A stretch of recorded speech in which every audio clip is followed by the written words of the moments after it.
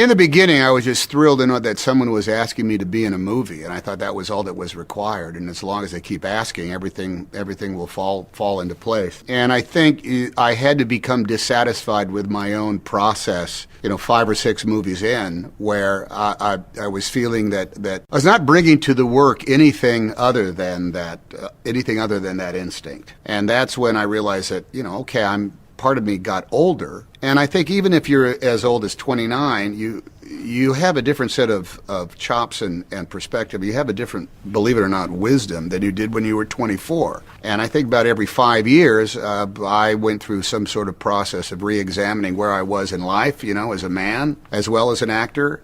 And thinking guess what? I'm 36 now, and there's a whole world of movies that I can't make anymore because I don't want to play the young man who's trying to figure out life. I want to play a man of bitter compromise. I want to play somebody who's been through something. So it's a never-ending process, I think, of examining where you are in life as a human being, and then transposing that so it's going to be reflected in your work someday. Cinemação, o seu podcast sobre cinema. Acesse nosso site cinemação.com. Cinemação.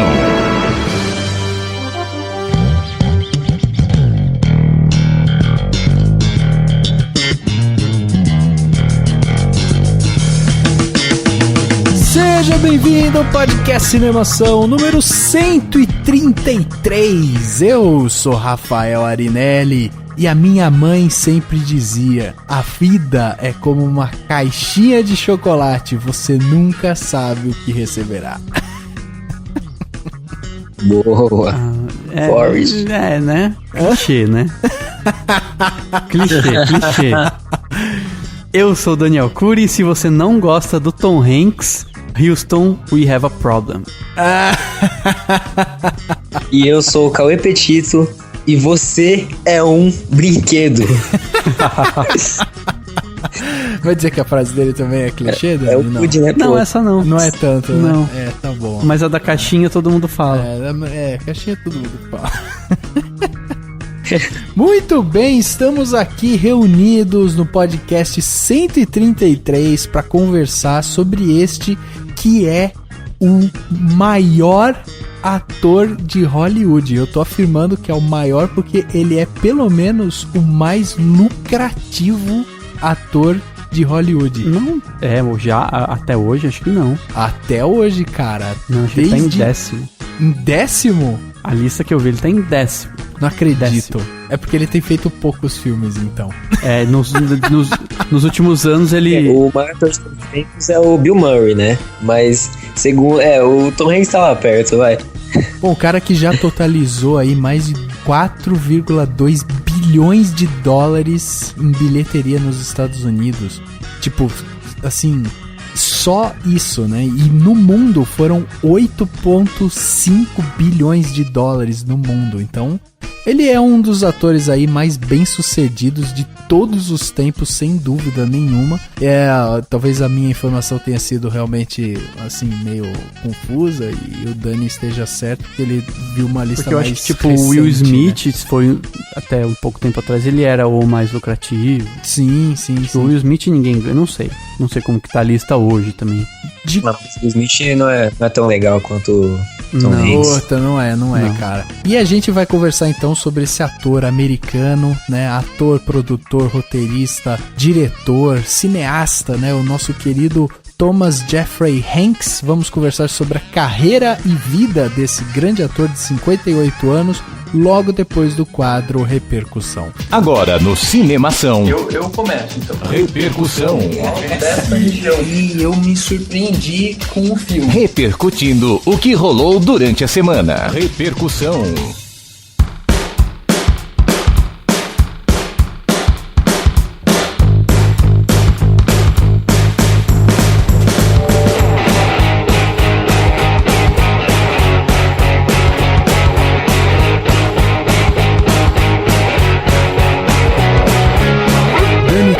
Cara que eu gosto muito, viu, Tom Hanks. Pra mim ele tem aquela... Sabe quando o cara parece que é gente boa, assim? E tipo...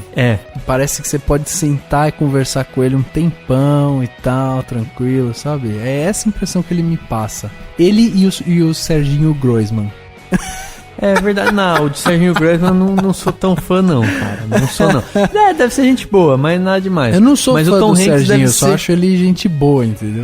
Parece não, mas ser o Tom, gente boa. o Tom Hanks, ele deve ser realmente o cara... Tipo, você vê ele em programa de TV, essas coisas, você fala, meu, esse cara é o tiozão de boa, assim, que tá lá se cara, que dá divertindo, pra você conversar sobre tudo, né? Falar sobre qualquer coisa, assim. Parece que o cara sempre tá de bom humor e que vai conversar com você sobre qualquer coisa e que é pau pra toda a obra, sabe? É bem isso mesmo. Cara, vamos lá então, Dani. Vamos lembrar as pessoas como que elas fazem pra escrever pro Cinemação, né? Pra emitir suas opiniões sobre o nosso querido Tom Hanks. Como que elas fazem pra escrever aqui pra gente e trazer essa sair do armário e finalmente colocar aí sua cara a tapa no mundo dos comentários de podcast? Pois é, seja como o Tom Hanks, mande um e-mail pra gente. Não que ele tenha mandado, mas ele mandaria se ele fosse ouvinte do podcast, entendeu? É isso que eu quis dizer. Enfim, manda um e-mail para contato@cinemação.com com as suas impressões sobre o podcast, com as suas opiniões, ou pra causar dúvidas, sei lá, qualquer coisa você pode mandar pra gente por e-mail. Se preferir, entra no facebook.com/cinemação e comente nas nossas postagens, curta e compartilhe os podcasts e as outras postagens do site. Siga a gente também no Twitter, no @cinemação. Todas as novidades do site, todos os podcasts, tudo que sai, tá lá no Twitter também. Quem preferir pode seguir a gente da turma oficial aqui do podcast, que sou eu no @Daniel Cury, o Rafa no @Arinelli e o Henrique, que tá sumido, mas ainda tem Twitter, que é o @Henrique Risato. Quem preferir segue a gente no Instagram, no @Cinemação. Sempre com imagens bacanas pra você curtir, foto de filme da hora pra você, enfim, clicar lá e pra você ficar sabendo também das novidades do site. Quem preferir ouvir o podcast Cinemação de uma forma um pouco diferente, pode visitar a Web Rádio Vagalume no www.webradiovagalume.com todas as sextas-feiras às 10 horas, com reprises aos sábados ao meio-dia, ou então na Web Rádio Esquema em www.esquemafm.com todos os domingos ao meio-dia. Então, se você tá ouvindo a gente na Rádio Esquema, dá um oi pra gente no Twitter pra gente saber, cita lá a gente no Twitter ou em alguma outra rede social. Se você estiver ouvindo a gente na Web Rádio Vagalume, faça o mesmo também. Por favor, entre sempre no cinemação.com, que é onde tem tudo, todas as novidades, arquivo de podcast, um monte de podcast pra você escutar, um monte de notícia, um monte de artigo, um monte de crítica pra você ler. E também, por favor, já que você tá ouvindo o nosso podcast, entra ou aí no iTunes ou aí no SoundCloud, onde quer que você esteja ouvindo a gente, e curta a gente, ou dê as 5 estrelinhas aí do iTunes, pra gente poder ter um ranqueamento legal e chegar pra mais pessoas. É um pagamento, já que a gente não é pago, já que a gente tá gratuito aqui, é um pagamento que a gente pede pra você. Por favor, curta e compartilhe lá no Facebook também pra divulgar pros seus amigos que você tá ouvindo esse podcast, que você tá gostando, pra gente poder chegar pra um pouco mais de gente, beleza? Talvez as pessoas nem saibam o tamanho, né, da importância de você ir lá e dar uma curtida, e dar uma divulgada, e dar um joinha, e dar uma classificada, né? Não sabem talvez a importância, mas pra gente que é produtor de conteúdo, putz, é muito importante. É importante. Se você puder, e se você além gosta de escutar do podcast, você quer que outras pessoas ouçam também. Eu sou assim. Quando eu gosto de um lógico. podcast, eu falo, nossa, acho que outras pessoas têm que ouvir. Você recomenda, e pra isso, né, cara? você tem que recomendar, você tem que clicar, você tem que ajudar a gente.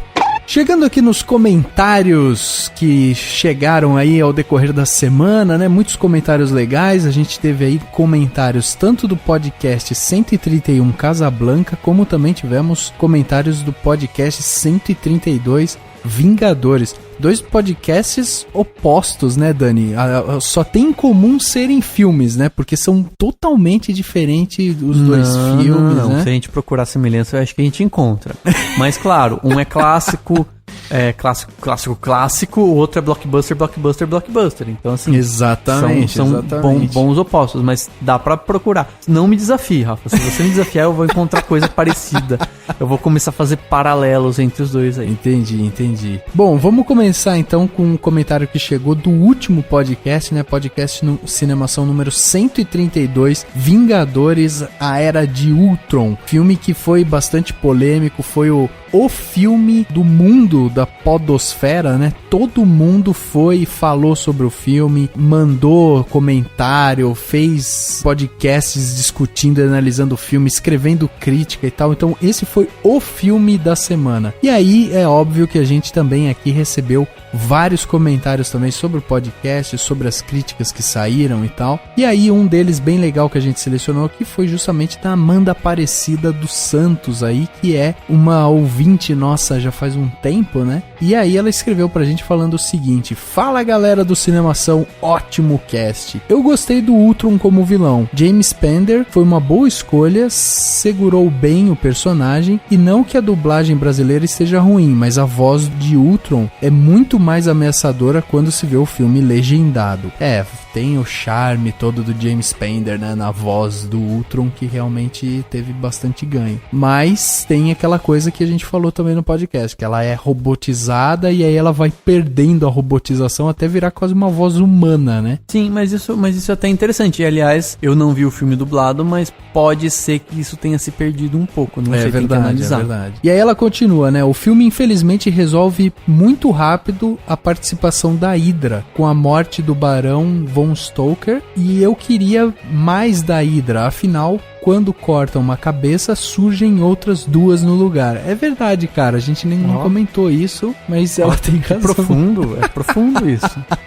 Né? É verdade, mas pode ser que surja aí, sei lá, em alguns outros filmes. O bom ou o ruim, sei lá, dependendo do seu ponto de vista, da Marvel é isso, tipo, uma coisa que foi só uma fagulha num filme, no outro pode virar um negócio gigante, um mote de todo um filme novo, de qualquer outro super-herói. Então... Cara, mas você sabe que uma coisa que eu escutei lá no pessoal do Jovem Nerd gravando, e aí o Harold falando lá sobre o filme, e ele falou uma coisa que eu acho muito verdade, assim. Esses filmes de super-herói é tipo assim, você tem que ficar reparando em tudo, e aí a galera fica, olha lá, vai aparecer.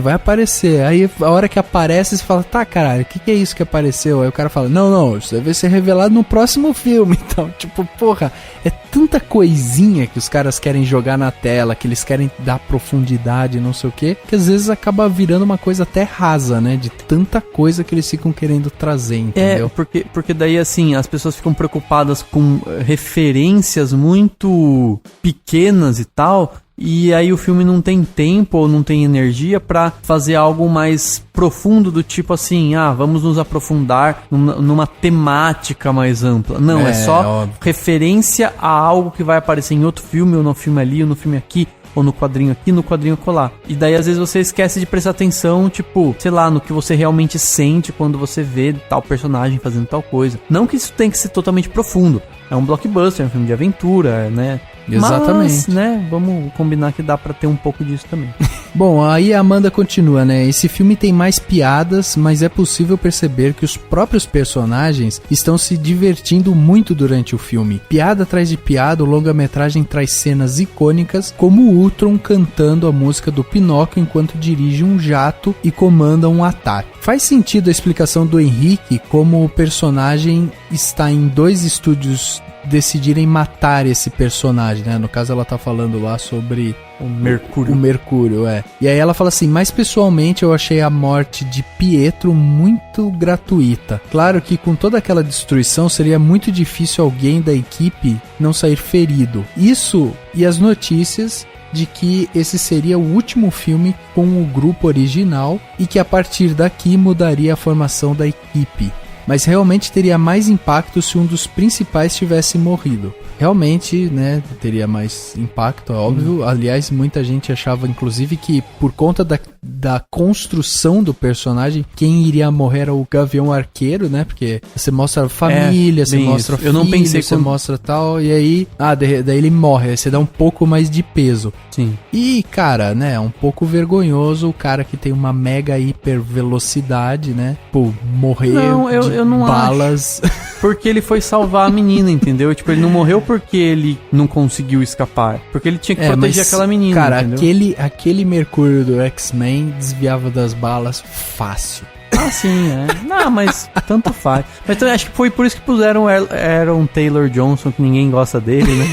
Tipo, ele vai morrer, ninguém vai achar ruim. Tá verdade. E aí, né, ela continua aqui, né? Pra mim faltou realmente o brilho no olho. Ou como vocês disseram, a surpresa. Mas gostei muito do filme. E o que eu acho que aconteceu foi que o monstro da expectativa atrapalhou o filme. Porque pra mim, ele está no mesmo nível que o primeiro e ainda explorou personagens que até o momento estavam em segundo plano. Bom, nessa parte eu discordo da Amanda. Eu realmente acho que o segundo filme tá abaixo do primeiro. Ainda mais por conta justamente do fator surpresa, né? Quando a gente vê o primeiro Vingadores, é a primeira vez que você tá vendo todos os personagens reunidos. É a primeira vez que você vai ver como eles interagem e tal, e é óbvio que o desafio fica maior pro segundo filme quando você já tem essa lembrança, mas de qualquer forma foi um erro do marketing e da divulgação em ter colocado praticamente o filme inteiro em trailer, né, em features e enfim, em todas as cenas que espalharam antes do filme sair.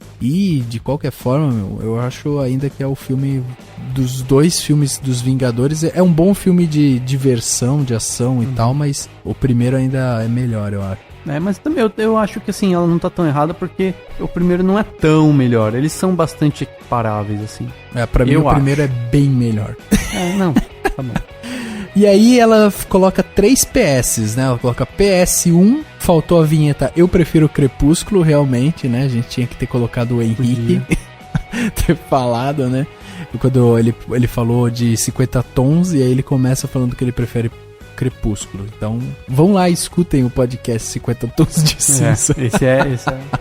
E aí ela coloca PS2, vocês falaram de Transformers, que o pessoal só foi ver robôs se degladiando, porém essa é a proposta do Transformers. Em nenhum momento o filme, e digo até mais, a franquia prometeu algo diferente de luta de robôs. Eu realmente acho que o filme entrega o que promete. Realmente ele entrega o que promete. É que ele promete uma bosta e entrega uma bosta, então ele é uma bosta. Exatamente, cara. E ela acaba com o PS3, Jogos Vorazes em Chamas também sai da regra de que o segundo filme é pior que o primeiro. Olha aí. Isso eu acho que há divergências, mas eu concordo. Realmente. Vamos lá, Dani. O comentário agora sobre Casablanca, né? O podcast 131. Podcast muito legal que a gente fez discutindo esse clássico do cinema. Sim, quem comentou foi o Eduardo Couto. Cara, eu fiquei na dúvida se é o Eduardo Couto que gravou com a gente o podcast 111 sobre as drogas no cinema. Sim. Né? Ou se é um outro Eduardo Couto. Não ficou claro, porque lá no perfil do Discuss não dá pra ter essa certeza. Mas eu acho que é. Então, confirma pra gente aí, Eduardo, se você estiver ouvindo. Tipo, eu sou o cara que gravou o podcast com vocês, ou eu não sou o cara que gravou o podcast com você. Porque assim, eu fui olhar agora, falei, não, calma aí, tô confuso, não entendi. Ou, cria um nickname ou um nome fantasia, né? Ou, sabe, um nome artístico. Sei lá, porque não, Eduardo Couto é meio... É um nome comum, né? Um nome, sobrenome comum, pode ser que tenha mais de um. Mas ele falou o seguinte: bom dia, amigos do Cinemação. Grande cast, gostei muito, acrescentou muito a minha experiência com o filme. Gostaria de acrescentar que depois de ver o filme em preto e branco, um amigo conseguiu uma cópia com o filme colorido digitalmente. E a protagonista, que diga-se de passagem, é linda, no preto e branco, fica ainda mais bonita e é de deixar muitas atrizes atuais no chinelo. É verdade, cara, e ela tava no auge, auge. Sim. Bom, enfim, depois eu comento sobre isso, vamos só terminar o comentário dele. Ele fala assim: ainda sobre o filme, quando assisti ele, me lembrou muito o Dr. Zhivago. Sei que deveria ser o contrário, já que este foi filmado anos depois, no sentido de mostrar a situação das pessoas em meio ao conflito, sem necessariamente mostrar o conflito de fato, já que o Zhivago mostra a Revolução Russa. É bem verdade que Dr. Zhivago chega até a mostrar a guerra de forma indireta, mas não mostrar um conflito armado, somente o médico ajudando a cura dos soldados, e o filme pouco se prende a isso. Sobre o fato de o filme não ser do tipo que é pensado para ser o clássico, chega a ser difícil de acreditar em um primeiro momento, pois realmente é algo bastante complicado de fazer. Então vamos aos comentários. Eu particularmente não gosto da ideia de se colorir artificialmente um filme. Se ele foi feito em preto e branco, ele foi feito em preto e branco. Não existia colorido na época, ou o diretor optou por não fazer colorido. Não sei, eu particularmente não tenho interesse em ver o Casablanca colorido digitalmente, mas imagino que ele fique interessante. E todo mundo sabe que a Ingrid Bergman é sensacional, linda, maravilhosa, tal. Então, Agora sim, eu acho que faz parte um pouco dessa curiosidade humana, né? Você lembra quando saiu a foto do Batman em preto e branco? Tipo, um detalhe assim do uniforme do Batman nesse Batman vs Super-Homem. Meu, o que saiu de gente colorindo a foto em preto e branco? Ah, vai ser assim, vai ser assado, vai ter capa azul, vai ter capa preta, vai ter não sei o quê. Cara, mas não tem como. Tipo, você vai colorir um filme do Chaplin. O Chaplin pra mim é preto e branco, entendeu? Não, é lógico. Então, enfim, mas tudo bem. Que bom que você gostou e achou ela bonita. Aí ele comenta sobre o Dr. Zhivago e realmente é muito legal essas referências, né? A gente poder sempre comparar. E é muito comum isso. A gente vê um filme e fala, nossa, lembrou muito aquele outro filme, né? Bem legal. Assim, acho que ele não entendeu o fato de como o filme não foi pensado em ser um clássico. Eu não disse que... Eu acho que nenhum clássico é pensado literalmente. Preciso fazer um clássico, né? Ninguém fala isso. Ele se torna um clássico. Mas acho que o Casablanca, ele não era pra ser um filme grandioso, exatamente. Entendeu? E ele acabou se tornando com Não o era tempo. pra ser o blockbuster da época. né? Então, ele era, enfim, ele tinha outra proposta inicialmente, acabou se tornando o que se tornou. É mais isso, sim, é muito comum filmes assim. Tem muitos filmes que às vezes tem o objetivo de ser só um filme despretensioso e quando vê ele se transforma numa coisa grande, só um filme pequeno e quando vê ele se transforma num cult. 2 exemplos, né? O Blade Runner era pra ser uma ficção científica pequena, realmente não foi muito sucesso. Na verdade, acho que ele foi feito pra ser um blockbuster, não fez tanto sucesso, mas tornou um cult mesmo, né? Quase um clássico. E você tem, por exemplo, eu sei que é um exemplo completamente diferente, mas a gente tem, por exemplo, o primeiro Velozes e Furiosos. Ele foi feito pra ser, tipo, um filme aí com uns carrinhos, tá tudo bem, né? Whatever. E virou uma puta de uma franquia, entendeu? Uma baita de uma franquia milionária. Boa ou não, ela é milionária. Então, assim, só pra gente ter ideia do que é um filme que sai diferente daquilo que foi, entre aspas, programado para ser feito, entendeu? E a gente tá esperando, né, Dani, o podcast 131, Casablanca, bater o podcast 132, Vingadores, Então, Esse porque é o teve nosso muito mais desafio. gente que viu Casablanca do que Vingadores. Exatamente. Avise seu avô, avise sua avó, fala assim, ouça esse podcast comigo, sei lá, né? Não, mas É verdade. Porque se você pegar os jovens de hoje, eles já viram mais Vingadores do que Casablanca. Exatamente. Tem mais jovens Você que que assistiram. estuda cinema, vai lá, escuta, né, o podcast Casablanca. Então.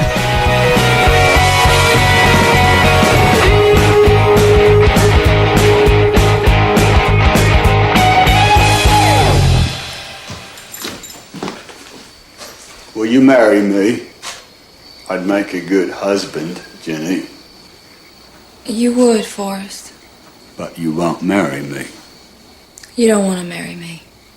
Why don't you love me, Jenny?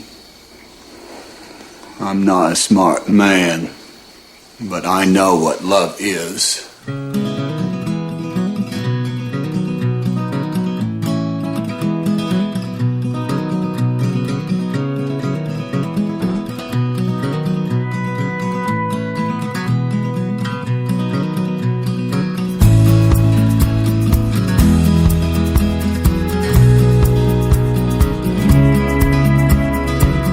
Thomas Jeffrey Hanks, nosso querido Tom Hanks, né?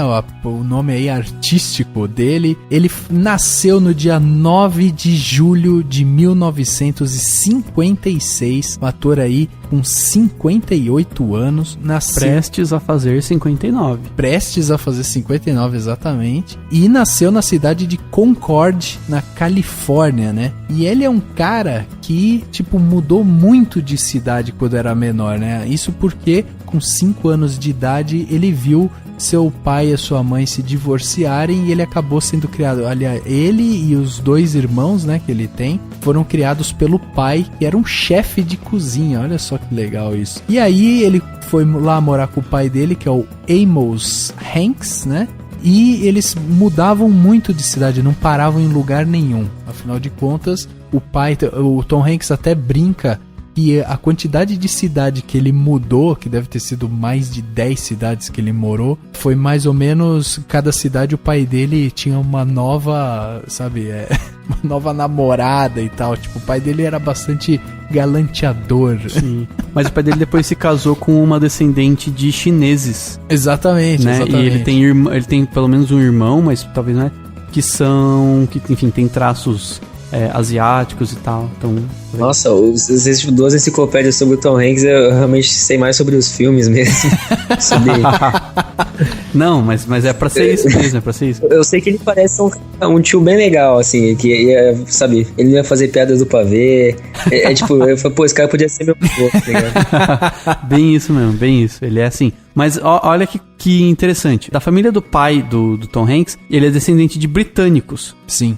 Da família da mãe dele, ele é descendente de portugueses. Pois a mãe é. dele tinha o sobrenome de Frager, mas que seria originário de Fraga. Exatamente, Né? Do exatamente. sobrenome português Caramba. Fraga. Aí eu tava pensando, será que ele é parente da Denise Fraga? Ó! Olha só, será que ele é primo tipo em sétimo primo, grau? primo de sétimo não, de 29º, né? Mas pode ser. Cara, Tudo faz sentido. Fraga é um sobrenome que tem em quase todas as famílias. Se você for fuçar, sempre passou algum Fraga. Sei lá. Pior que é verdade. Cara, mas ó, e além disso, né, além dessa descendência, que não é uma coisa muito comum, né, um americano ter essa descendência portuguesa mesmo, Essa ascendência portuguesa, ele ainda é um cara que, tipo, teve essa, como a gente tava falando, ele passou, né, morou em várias cidades quando ele era menor, até um dia que eles se assentaram realmente em Oakland, na Califórnia, e foi lá que ele começou a fazer a high school, que é equivalente ao que a gente tem aqui de ensino médio, né, e aí foi durante esse período que ele começou a conhecer um pouco mais sobre atuação e tal. E aí, quando ele começou a buscar, né, o que ele queria fazer, a faculdade que ele queria seguir e tal, ele viu, na verdade, um filme chamado The Iceman Conneff, que tinha lá o ator Eugene O'Neill. E aí, quando ele viu o cara atuando, ele falou, caraca, puta, é isso que eu tenho que fazer da minha vida, é isso que eu gosto e eu preciso ir atrás disso e tal. E aí ele começou a ir atrás realmente dessa carreira de ator como ele pretendia, né, quando ele teve esse ímpeto, né, de fazer isso. E aí ele correu atrás e ele foi para um programa, né, de teatro e tal, na California State University em Sacramento, e aí isso já era lá por meados lá de 1974, mais ou menos e tal. Lá ele fazia muito trabalho assim de backstage também, além de atuar, óbvio, né, mas ele escrevia também, ensaiava muito. E é muito comum a gente ver nas entrevistas do Tom Hanks isso, assim, que tipo, ele é um cara que, apesar de toda a parte assim que ele, tipo, ele consegue adentrar, né, nos personagens com tanta facilidade, trazer uma verdade tão grande assim, que ele é realmente um ator nato, assim, tipo, ele nasceu, cresceu e estudou e só fez isso da vida, sabe? Ele não teve, assim, porra, não é um desses caras que, sei lá, se formou em finanças e aí o cara foi fazer E foi descoberto, né? Alguém da indústria viu alguma coisa, né? Isso, exatamente. Foi aos poucos. Tanto que ele nem terminou a faculdade, né? Ele tava fazendo a faculdade em Oakland, porque ele chegou a trocar de faculdade. Aí ele foi pra Cleveland, em Ohio, tinha um festival de teatro com uma cena teatral, né? Tipo, muito teatro, muita peça. E ele foi, tipo, contratado e começou a trabalhar com tudo, assim, né? Desde iluminação, não sei o que, de palco e atuação. E aí ele largou a faculdade pra poder ficar em Cleveland, atuando, enfim, vivendo essa cena teatral que ele vivia, né? E nessa parte, inclusive, em Cleveland, ele chegou a ganhar um prêmio, né? Como melhor ator, quando eles faziam uma espécie de premiação e ele ganhou em 78 um prêmio de melhor ator e tal. E isso era algo assim que, tipo, já dava pra ele um gás a mais. E aí ele teve um momento que de 78 a 80, a gente tem um espaço em branco na carreira aí do Tom Hanks, porque é o momento que ele resolve ir para Nova York, ele se muda para Nova York, e aí ele tenta, de alguma maneira lá, ingressar nessa carreira do entretenimento, ingressar nessa coisa mais... Fazer filmes. Filmes, exatamente. Então ele fica, até 1980, ele fica tentando.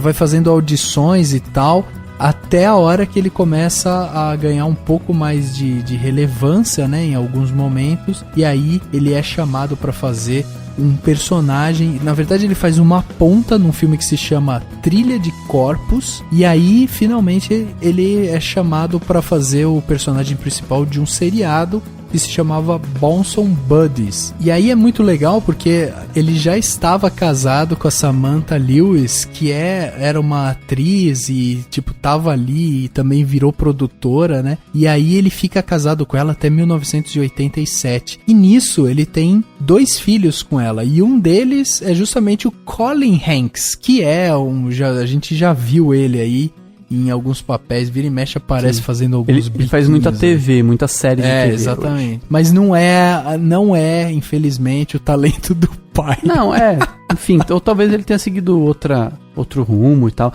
Mas é interessante que quando o Tom Hanks estava fazendo ele fez uma série de TV chamada, essa série Bosom Buddies, e ele fez também umas participações no Happy Days, numa outra série chamada Happy Days. Exatamente. E foi nesse processo que ele conheceu o Ron Howard, né? Sim, o Ron Howard era um dos produtores, né, do Happy Days. Então ele trabalhava nessas séries, e aí o Ron Howard viu ele, gostou muito dele, ele era muito engraçado desde sempre, né? Apesar de que ele disse que era muito tímido quando era criança, né? Exatamente. Mas nessa altura ele já era mais desinibido, mais desenvolto no palco. Era muito engraçado. E aí o Ron Howard quis que ele fizesse o filme que o Ron Howard estava preparando, que era o Splash, né? Exatamente, em 84, Uma Sereia em Minha Vida. Isso, Splash, Uma Sereia em Minha Vida.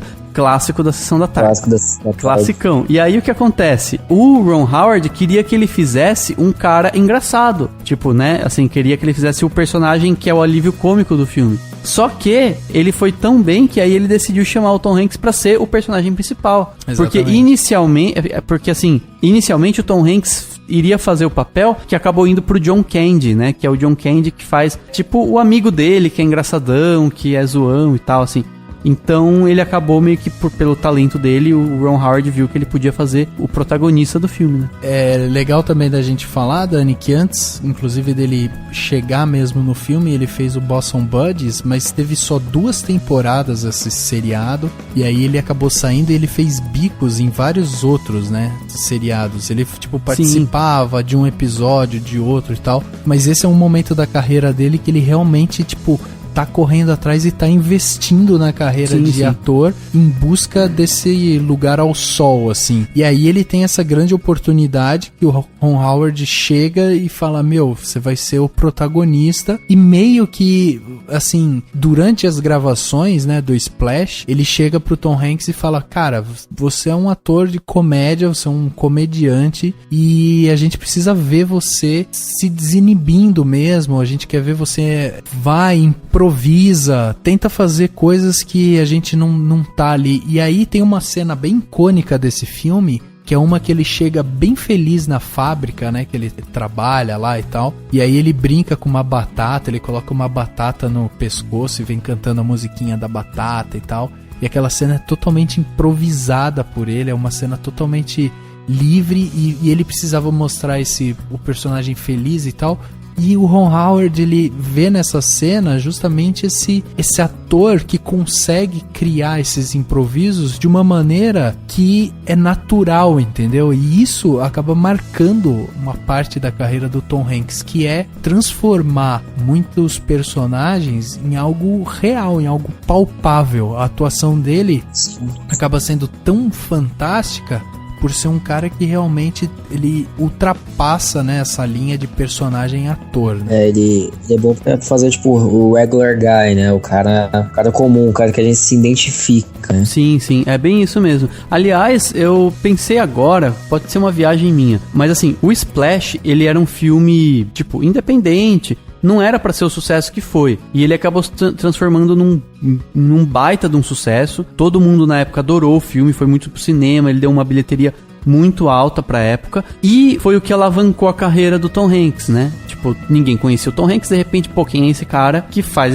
esse filme que fez sucesso? Sei lá, e também por ser esse regular guy aí que o Cauê falou, talvez a gente possa compará-lo a um que a gente viu agora há pouco, assim, tipo, ano passado, ressurgir não, né? Surgir, que é o Miles Teller. Eu acho que o Miles Teller, se for ver bem, tipo, ele também é tipo o cara que não é bonitão, né? Não é galã, mas que se destacou num filme que também não era pra fazer o sucesso que fez, né? Eu acho que o Whiplash não é um filme que era pra ser... Olha, Whiplash e Splash, olha, tá tudo a ver. Muito parecido.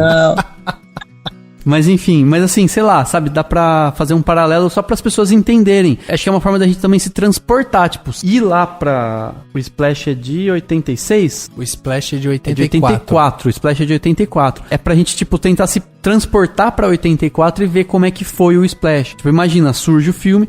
Beleza, nossa, quem que é esse ator? Aí isso alavanca a carreira. Mas é legal que alavancou pro lado do humor, né? Ele foi fazer muita comédia depois disso. Né? Muita. Inclusive aí, se você tem uma parte antes da carreira do Tom Hanks e que ele tá garimpando mesmo, o cara tá fazendo testes, tá tentando entrar na carreira, tá tentando deslanchar como ator e tal, que é esse momento anterior, né, que ele faz os bicos em seriados, quando ele sai lá do Boston Buddies e vai fazer o Splash, ele passa por esse momento de transição mesmo, que ele tá tentando entrar. A hora que ele entra na carreira e esse filme é um sucesso, tipo, vira um filme hit do momento, assim, e tal, ele acaba fazendo um filme atrás do outro. E nesse momento ele tem a agenda dele, assim, quadriplica de eventos, assim.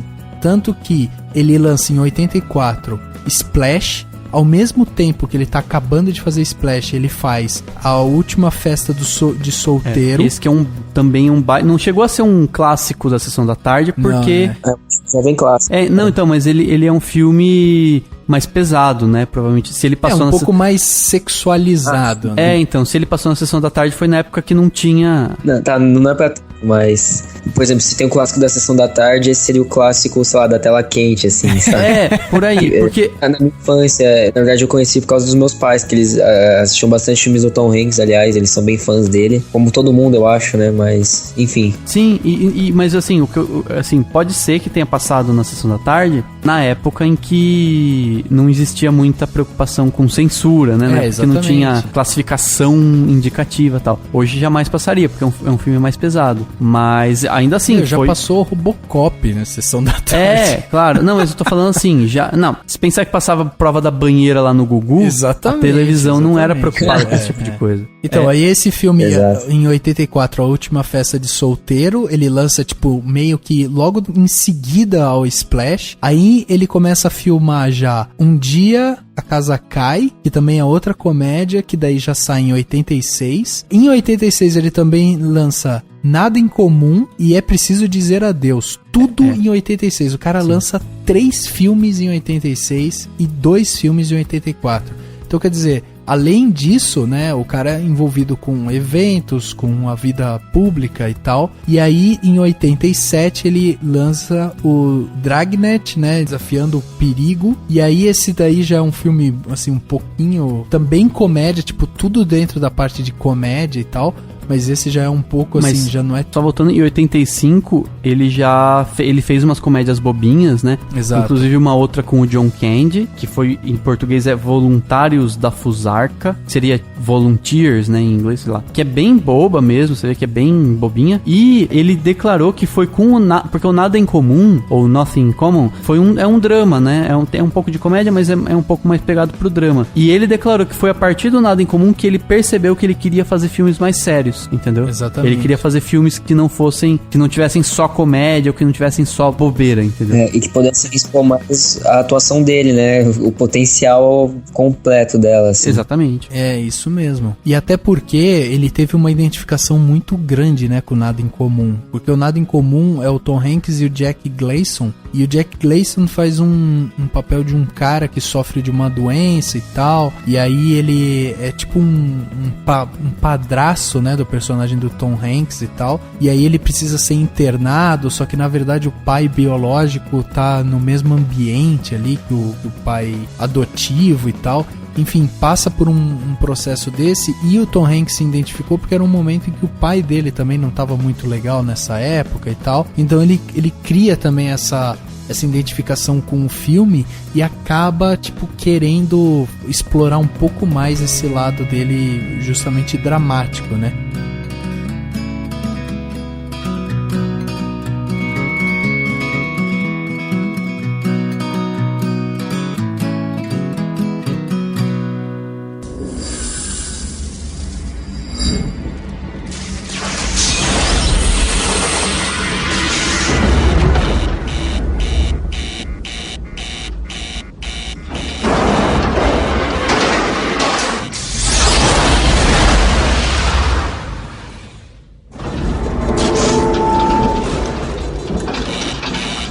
Hey, we've got a problem here. What did you do? Nothing, I stirred the tanks. Whoa. Hey. This is Houston. Say again, please. Houston, we have a problem. Faz depois o É Preciso Dizer Adeus, que também é um drama, né? Um romance também, Mas já né? foi mais fraquinho, né? Não teve Mas já tanto... foi mais fraquinho, e depois ele volta com Dragnet, que é daí sim um filme policial, só que comediona, meio pastelão assim e tal. E aí em 87 o Tom Hanks ele tem uma ruptura na vida pessoal dele quando ele se separa justamente da Samantha Lewis, né? Que o que dizem os amigos é que o Tom Hanks ele teve assim um pico de trabalho, e o que aconteceu foi que ele começou a meio que se abrir pro mundo, sabe? A cabeça dele começou a mudar, o cara começou a ver o quanto de trabalho ele conseguia ter, ele teve, assim, outras experiências, né? E a Samantha Lewis, ela tava voltada muito mais pra casa, ela fazia parte de produção, trabalhava com cinema também, mas ela tava mais voltada pra essa parte de produção e tal, e eles começaram a ficar incompatíveis, sabe? Enquanto ele tava sendo um cara muito mais extrovertido, muito mais aclamado popularmente e tal, a Samantha, sabe, se sentia incomodada, ela era uma pessoa muito mais conservadora que ele e tal, e aí houve essa ruptura, eles acabaram se separando, e um ano depois, quer dizer, ele se separa da Samantha em 87, e um ano depois ele se casa com a Rita Wilson, que é a esposa dele até hoje, e que ele conheceu fazendo seriado, que é atriz, e eles se conheceram fazendo seriado ali, fizeram um seriado juntos e tal. Mas hoje ela também trabalha mais como produtora, né? Também mais como produtora. Mas assim, tipo, e muita gente na época até ficou meio surpreso, porque, pô, o cara esperou um ano, sei lá, e aí ele tem um ano, já começa a namorar, e logo depois ele já tá casando também. Mas, tipo, aí era justamente essa diferença compatível, sabe? Uhum. Ele, enquanto de um lado ele tinha uma esposa que estava vivendo uma coisa muito mais conservadora, ele encontrou na Rita Wilson uma parceira mesmo que ia com ele acompanhar, e que hoje o cara tá até hoje casado, né? Quer dizer, 20 e tantos anos de casamento não é pra qualquer um também, né? E aí nessa época ele tem essa transição amorosa, né? Um processo até doloroso, ter que se separar um pouco dos filhos e tal. O Tom Hanks ganha inclusive mais essa coisa assim de ser pai, né? Ele dá mais valor inclusive pra ser pai. Inclusive a gente estudando pro podcast, eu fui ver uma entrevista dele no Actors in Studios, né? E aí o apresentador pergunta pra ele qual que é a sua palavra favorita, né? Qual que é o som que você mais gosta e tal. E ele fala dad, né? Que seria pai. Então, tipo, ele é um cara que ele toma isso pra ele assim, ele vira o paizão mesmo. Inclusive por conta dessa ruptura, por ser um cara que vivenciou isso quando tinha apenas 5 anos, né? E aí ele vai fazer depois o nosso querido, e o filme, um dos filmes mais idolatrados da galera da nossa geração, que é o Quero Ser Grande, né? Filme que ele faz o papel de um garoto que acaba crescendo de um dia pro outro, e tem aquela cena fantástica dele pulando no piano lá. Sim. Que cena clássica. Esse filme estragou minha infância, porque eu queria que tivesse essas coisas no Brasil, eu nunca achei. Foi horrível. Acabou com a sua Aquele gênio também, não achei em nenhum lugar. Mas, o Quero Ser Grande foi muito sucesso também na época. Ele não foi só um classiquinho da Sessão da Tarde. Na época ele fez muito sucesso, foi lançado no cinema e tal. E daí sim elevou mesmo o Tom Hanks a patamar de astro, né? Aí sim ele falou, aí sim ele era astro mesmo, super famoso. E fez com que ele conhecesse a Penny Marshall, né? Que é a diretora do filme, e ela, inclusive, mais pra frente vai ter um papel importante numa retomada da carreira dele. Então, assim, foi um momento importante por ser um filme que foi emblemático pra época e por ele também conhecer a Penny Marshall, sabe? E assim, mas mesmo assim, mesmo ele tendo feito dramas e sentido que ele podia fazer mais drama, ele investiu muito ainda em comédia, né? Tem filme dele com o cachorro lá, que é Uma Dupla Quase Perfeita, né? Tem Joe contra o Vulcão, que é um filme bem bobinho, assim. Vários filmes, né? Meio esquisitos até. Mas ele fez um que, na verdade, eu vou confessar que eu não assisti, mas eu vi uma cena no YouTube que eu achei muito legal. Chama Palco de Ilusões. É um filme que ele faz com a Sally Field, em que ele e a Sally Field são humoristas, comediantes de stand-up. E aí tem uma cena que ele faz que ele tá emocionado, enfim, por algum motivo da trama, e que ele começa a chorar no palco. Tipo, ele é pra ele fazer um show de humor, e ele começa a chorar, e a gente começa a sair do meio da... né? Porque, tipo, pô, você vai pra um stand-up, o cara começa a lamentar a vida e chorar, você não vai gostar. Mas, assim, é muito legal você ver como ele é você vê como o cara é muito bom, sabe, assim. Ele fez aquilo com muita paixão, muito peso, sabe? É muito interessante. Mas você sabe que tem uma teoria que dizem que a maioria desses atores começam com a comédia, tipo, fazendo comédia, fazendo esses filmes assim, eles tendem a virar atores mais completos mais pra frente, porque fazer filme de terror, fazer drama, não deixa de ser... Lógico que é uma coisa desafiadora e tal, mas o fazer rir é uma coisa muito mais desafiadora. Fazer dar risada é muito difícil. Então, se sabe fazer dar risada, sabe fazer drama também. Mas até é meio fora do tópico aqui, mas segundo esse exemplo, o próprio Fábio Porchat, né, que faz comédia bastante aí, eu tive um pouco de dificuldade em lidar. Eu ainda não assisti o filme, mas eu vi alguns trailers do Entre Abelhas, não é? Eu senti aquele grau de estranheza, assim, em ver... Sabe, ele exatamente. De certa forma, sério no pôster, faz dar um pouquinho de risada, sabe? Sim. Por causa de bagagem que eu tenho de personagens dele, sabe? Sim, é verdade. E é muito, assim, eu vi o Entre Abelhas e realmente é um drama.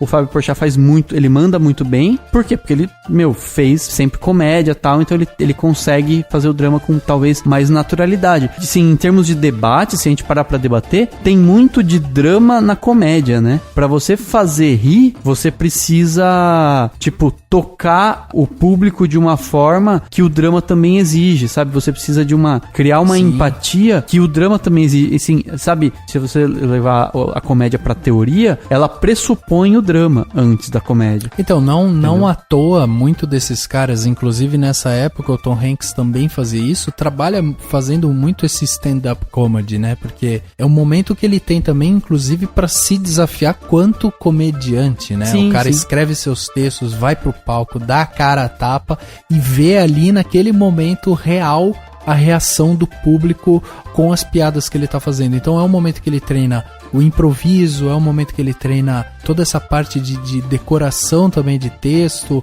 Então tem tudo isso. Até, como é que se fala? A linguagem corporal, que até, tipo, Louis C.K., sabe? Vocês conhecem, o comediante no stand-up. Tipo, às vezes o cara beber um copo d'água, o cara esperar o tempo certo, tipo, até a linguagem corporal deles, assim, influencia na gente achar engraçado. Tipo, é um negócio que é genial, assim. Exatamente. É bem subestimado, né? Que falam que a comédia é a forma de entretenimento mais baixa, normalmente falam, né? Mas, cara, é uma das coisas mais... Um dos caras que é ícone nisso é o Robin Williams, cara. Tipo, um cara que Sim. que foi sensacional na parte de comédia, mas que quando colocava o pé no drama ali também, ele entrava com uma força, com uma presença, assim, que era incomum, Exato. sabe? Posteriormente, eu acho que ele tentou forçar muito esse lado meio pretencioso de papel de Oscar, sabe? Sim, sim. E só para as pessoas entenderem, tipo, o que a gente vê hoje no Brasil, do tipo, o cara faz o CQC e faz stand-up, o cara faz programa na televisão, faz stand-up, o cara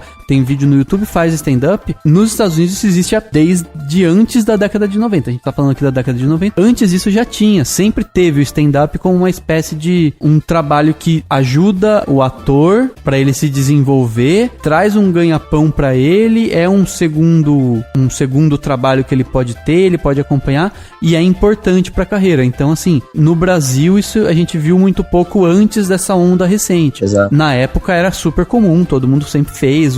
Quem que fazia muito stand-up? Harry. Jim Carrey, o Ed Murphy fazia muito, exatamente. entendeu?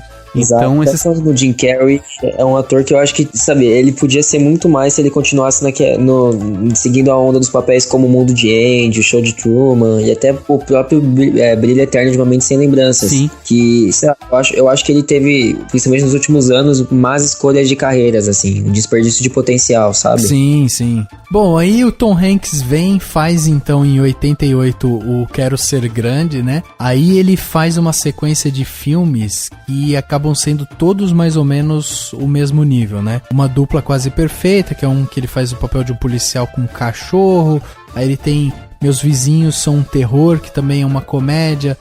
Voltado ali, tinha a coisa do terror, do suspense. Mas ele fez A Fogueira das Vaidades, que não é dos melhores filmes do De Palma, mas é um filme do Brian De Palma. Exatamente, então, assim, que ele fez com o Bruce Willis. Melanie Griffith e com o Bruce Willis. Então, assim, é uma coisa interessante, aí é um passo interessante na carreira. Só que aí que eu digo que tem a parte da retomada, né? Porque quando ele faz A Fogueira das Vaidades, é um filme do Brian De Palma, de 1990, e aí ele resolve dar um tempo, assim. É um momento que ele fala, não, deixa eu parar, porque ele tava numa sequência de filmes comédias, tudo meio parecido e tal, e ele tava ficando muito rotulado também como esse ator de comédia. E aí chega um momento que ele fala, não, vou dar um tempo, vou me dedicar agora, quero cuidar um pouco mais do meu casamento e tal. A gente tá falando de um ator que lançava 2, 3 filmes por ano, entendeu? Quer dizer, o cara tava trabalhando, a rodo, assim, muita coisa. Hoje a gente não vê, hoje em dia, a gente não vê ator lançando 2, 3 filmes por ano, entendeu? Só o Tyler Perry, o da Madea, sabe? Não, aquele lança 55. Exatamente. Mas aí ele fala, ele dá essa pausa e aí ele fica 2 anos cuidando do casamento, cuidando dos filhos. Ele acaba tendo 2 filhos, inclusive com a Rita Wilson, né? Que daí é a Chester e o Truman. Ele tem esses 2 filhos com ela, já tinha 2 antes, né? Com a Samantha. E aí ele começa a cuidar um pouco mais da sua vida pessoal e tal. E aí ele vai lá atrás, quando ele olha lá pro Quero Ser Grande, que ele fez esse contato que a gente tinha falado com a Penny Marshall, e aí ele resolve retomar a carreira de ator. E aí nesse momento ele liga lá pra Penny Marshall, lê um roteiro e fala assim, Penny, eu preciso fazer o personagem principal aí do filme que você tá fazendo, que era Uma Equipe Muito Especial, que trata de uma equipe de beisebol que é treinada por um cara totalmente grosseirão, porcão e tal, e aí ele vê nisso uma oportunidade para ele retomar a sua vida como ator e também ser um papel que ia tirar um pouco daquela imagem. Quer dizer, o cara ficou 2 anos meio afastado, né, do cinema e tal, e aí quando ele resolve voltar, ele já quer fazer logo um caipira, um cara totalmente diferente daquilo que ele fazia antes. E a Penny Marshall fala, beleza, já conhecia ele, sabia do talento, era um ator, tava já, né, no grande hall ali de Hollywood e tal, e aí ele vem pra fazer. Também não é um filme extraordinário, mas tem momentos do Tom Hanks no filme que são fantásticos, sabe? Sim. Pra você que é jovem e está ouvindo o podcast neste momento, imagine o Daniel Radcliffe falando assim, vou fazer filmes de terror, entendeu? Foi o que ele fez depois do Harry Potter. Mais ou menos isso. Boa. E ele fez também o Sintonia de Amor. Em inglês é um título muito mais bonito, né? Que é Sleepless in Seattle. Que também é um filme bem interessante, né? É um romance, né?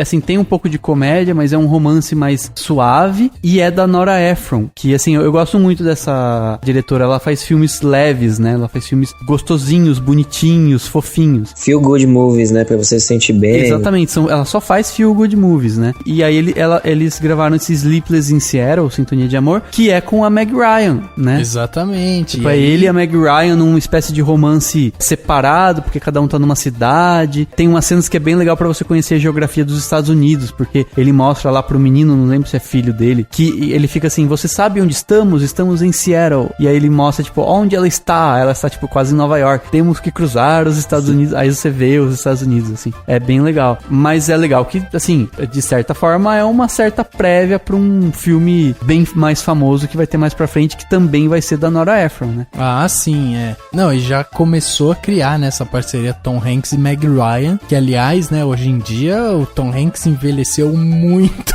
melhor que a Meg Ryan. É, cara, eu não vi quem que falou mais. Eu não achei a Meg Ryan que ela tá... Teve gente falando que ela é feia hoje. Puta merda dele. Cara, ela não tá... Ela não tem que ser linda, maravilhosa. Ela tá, tipo, uma mulher. Dani, ela só precisa envelhecer, ela não precisa virar um boneco de cera, mas...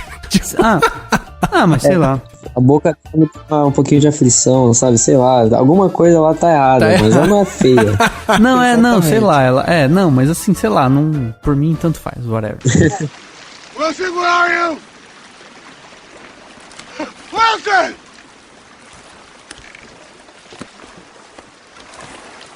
Wilson! Wilson!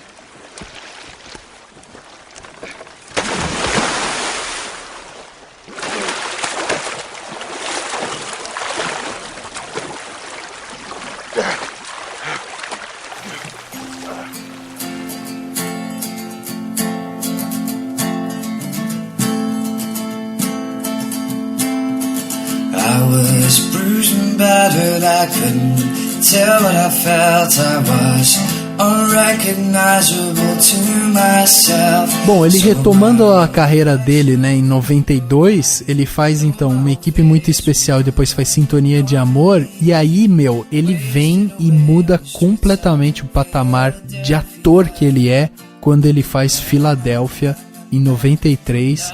Um filme que é um dos meus filmes favoritos. É um filme que tem o Tom Hanks, obviamente, né? Mas tem também o Denzel Washington, tem o Antônio Bandeiras, né? Um filme totalmente, assim, com uma mensagem muito forte para a época, principalmente porque existia ainda assim um preconceito muito grande contra homossexuais, contra pessoas que tinham a doença, né? Que tinham AIDS. E o Tom Hanks faz o papel de um advogado que sofre disso. Ele é homossexual, ele faz o par romântico do Antônio Bandeiras e ele é um cara que tá sofrendo com a AIDS. E aí ele acaba sendo mandado embora de uma grande firma na qual ele ia ser um dos sócios. E aí a trama se passa justamente em torno disso, assim, tipo, ele tentando processar essa grande firma por ele entender que ele foi mandado embora porque ele tinha AIDS, e a firma se defendendo e dizendo que não, que ele tinha sido mandado embora porque ele falhou num grande caso e tal. E aí o filme fica nessa discussão. O papel do Denzel Washington nesse filme é espetacular também, porque o Denzel Washington também tá mais ou menos ali, não no início da carreira, mas também tá caminhando mais ou menos nos mesmos passos, né, que o Tom Hanks. E aí o Denzel Washington faz o papel de um advogado um pouco mais simples, um pouco mais tranquilo, assim, que acaba pegando o caso, né, do Andrew, que é o personagem do Tom Hanks. E aí eles acabam tendo que superar algumas barreiras, né, porque o Joey, que é o personagem do Denzel Washington, ele tem preconceitos, ele é meio machão e tal, ele tem essa coisa contra, assim, ele tem a falta de informação, né, da AIDS e tal. Então tem aquela cena emblemática que o Andrew entra no escritório do Joey e eles apertam a mão e tal, e você lembra de mim? Você eu te conheci ali, tal. Aí uma hora o Joey pergunta, e aí, o que você tá fazendo e tal? Daí ele fala, eu tenho AIDS, eu saí da minha empresa e tal, e daí o Joey tira a mão, né, do Andrew na hora, e ele, esfrega a mão na calça, e ele fica observando tudo que o Andrew toca, o Andrew encosta, senta na cadeira, coloca a mão em cima da escrivaninha e tal. É um filme lindo, é um filme fantástico, assim, e que impulsionou o Tom Hanks a ir para um outro patamar de ator. Que deu o Oscar pro Tom Hanks, né? O primeiro Oscar deu do Tom o Hanks. Oscar pro Tom Hanks, cara. Foi isso. Não tô me pronunciando muito sobre o filme, que não vi ainda. Então. Porra, Cauê. Mas eu vi faz muito tempo também, eu precisava ver de novo, cara. Não, sim, meus pais são mais... Na verdade, eu acho que eles viam mais filmes do Tom Hanks do que eu, porque eles são muito fãs, assim. Eu acho que eu até tenho em casa esse filme, mas nunca tive a oportunidade mesmo. Cara, sabe uma coisa que eu acho que acontece muito? E eu particularmente comecei também a ver muitos filmes um pouco depois desse período, né? Eu era muito molequinho, em tipo, pegada dos anos 90, entre fins dos anos 80 para os anos 90. O que acontece é que, assim, a gente quando começa daí a ver muitos filmes, a gente vê filmes recentes, filmes que estão saindo, e filmes muito clássicos. Aí, os anos 80 para 90, eles estão tipo no limbo, né? A gente ainda não chama de clássico e não são recentes, então às vezes tem quem é dessa geração, assim, pode ter perdido muitos desses filmes porque, tipo, sabe assim, não pegou o lançamento, e quando começou a ver muitos filmes, eles ainda não estavam com status de clássicos ou ainda tão valorizados pelo tempo e tal, então aí você fica nesse limbo, né? Então, pra mim, anos 80 é um período muito limbo no cinema. Tem muito filme muito bom dos anos 80 que eu ainda não vi. Mas esse é anos 90 já. Sim, anos 80 pra 90, comecinho dos anos 90. Então, o Tom Hanks, ele tem uma dificuldade muito grande com esse filme, de assistir esse filme, porque enquanto a gente vê que ele é um cara muito dedicado à carreira de ator, como a gente já falou atrás, ele nasce pra ser ator, ele pratica a profissão de ator desde que ele começa a se profissionalizar, que ele começa a procurar uma carreira pra ele e tal. E aí ele tem uma característica como ator, que é um cara que ele mergulha de uma forma muito profunda em cada personagem que ele faz. Então quando ele ganhou o papel de Andrew, quando ele foi fazer o Philadelphia, ele foi atrás de muitos casos de AIDS, ele foi em hospitais, ele conversou com muita gente, conversou com pessoas que sofriam de preconceito, conversou com homossexuais, ele fez um papel de pesquisa muito amplo nesse filme. E aí é muito interessante que ele tem cenas, o filme ganhou 2 Oscars, né, na verdade, ele ganhou um Oscar com o melhor ator pro Tom Hanks, que foi o primeiro Oscar dele, e ganhou também com melhor música original, que é uma música que se chama Streets of Philadelphia, que é no começo do filme você já tem essa música e é sensacional. O começo do filme, já a primeira tomada do filme, as primeiras cenas e tal, ela já mostra que vai ser um filme bastante impactante, assim. E aí o Tom Hanks fez todo esse trabalho de pesquisa. Durante as filmagens, ele perdeu 12 quilos para poder fazer o personagem, e ele já era um cara magro, então ele ficou raquítico, assim, realmente parecia estar doente. E aí ele tem cenas em que o personagem vai fazer as doses de remédios e tal no hospital, e aquela cena tem algumas pessoas que sofriam de AIDS realmente, que estavam ali ao redor dele, né, do personagem. Essas pessoas que estavam ao redor dele são pessoas que infelizmente faleceram, eram pessoas que sofriam da doença. E o Tom Hanks fala que uma dessas pessoas que tá perto dele na hora que ele tá fazendo as filmagens e tal, era um rapaz que realmente era muito magro, e ele tinha vários machucados no rosto, como o personagem do Andrew tem. O personagem do Andrew vai tendo várias manchas, vários machucados no rosto. E o Tom Hanks se identificou muito com esse rapaz, e ele se inspirou nesse rapaz para fazer o personagem. Então, até hoje, o Tom Hanks não assiste direito o filme Philadelphia, porque ele vê no Andrew aquele paciente que ele se inspirou. Ele se emociona muito, não consegue ver o filme, né? Exatamente. Cara, é lindo, é um dos filmes mais belos que já teve. A gente inclusive tem que fazer um podcast depois sobre ele. Pode ser. Vale muito a pena. E ele faz esse filme em 93, Filadélfia, e em 94 ele faz Forrest Gump, contador de histórias, onde ele também recebe um Oscar. e ele se torna o primeiro ator a receber 2 Oscars, né, assim, consecutivos, sabe? Então, ali já mostra o papel do Tom Hanks dentro do cinema mundial, sabe? O pulo, o salto que esse cara deu na carreira dele foi impressionante. Forrest Gump você assistiu, né, Cauê? Sim, incontáveis vezes. Na verdade, acho que, como todos, eu não sei se eu já contei a história de que a primeira vez que eu assisti Nascido para Matar do Kubrick foi no Corujão de madrugada, tipo, com 7 anos, assim, por acidente. Eu fiquei meio traumatizado. Forrest Gump foi a mesma coisa, assim, eu vi o Corujão da Globo todo picotado, assim, sabe, as cenas cortadas, algumas delas, tipo, as cenas que a namorada dele tá mais drogada, mas enfim, eu já assisti mais vezes depois. Tem coisas que só a Globo faz por você, né? Tipo, Puta, tem. ela corta filme.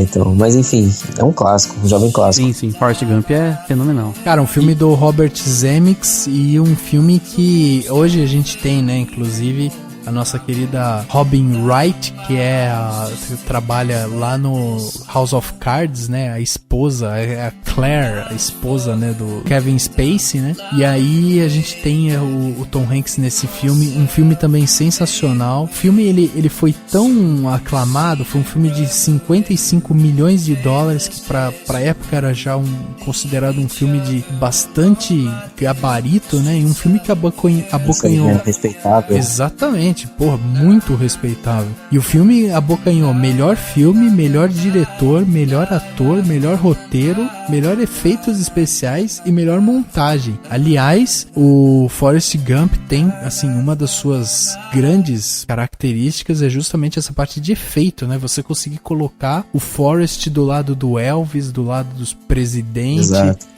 E a trama, né? Sim, sim. E os efeitos especiais do primeiro imediato dele, o sargento, que eu me esqueci o nome. Porra, depois ele ajuda ele no barco depois. Isso, o sargento Dan. Isso, é isso mesmo, né? Dan Taylor.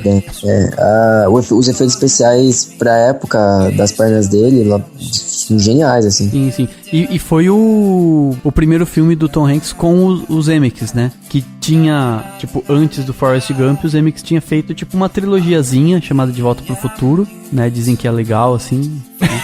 Nunca ouvi falar. Não assisti. Brincadeira. Sempre bom ressaltar, porque alguém nos comentários vai lá e comenta: esses caras não assistiram De Volta pro Futuro, não sabem de nada. Então. Enfim, né? Ironia, a gente precisa avisar hoje em dia na internet quando a gente tá usando ironia e quando a gente não tá usando ironia. Mas assim, e é interessante que o Zemeckis, ele é um diretor muito interessante. Recentemente ele não tem feito tantos filmes grandiosos, mas nessa época ele tava, tipo, né? O cara fez a trilogia De Volta pro Futuro, e aí ele vem com Forrest Gump, que é um negócio, sim, sensacional, né? Tipo, é um épico, né?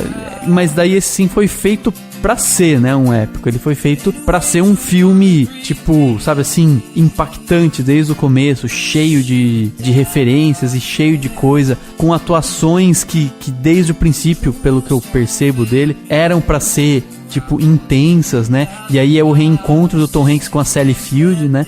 Então eles fizeram lá um filme sobre stand-up comedy, e eles vêm e fazem, tipo, né, mãe e filho num filme que é absurdamente intenso, né? Então é muito interessante isso, e daí vem pra... Se o Tom Hanks estava buscando se estabelecer como um grande astro, depois dessa não tem como, né? Ele não tem. Pronto, cara. é o grande... Aliás, eu acho que o último grande filme do Zemeckis foi O Voo, né? Que foi o filme de 2012.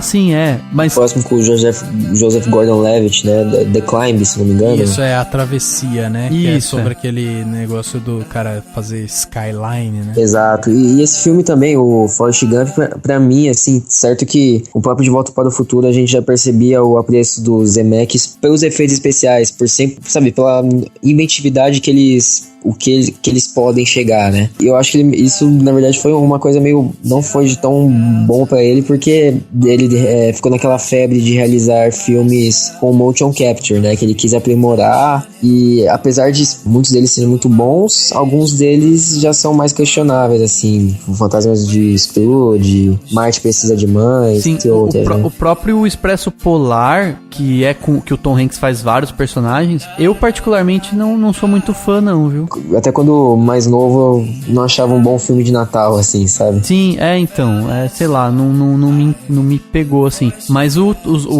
Tom Hanks e o Robert Zemeckis fizeram Náufrago, que também é um puta de um filme. Puta de um filme, exatamente. Acho que Forrest Gump tá no topo, né?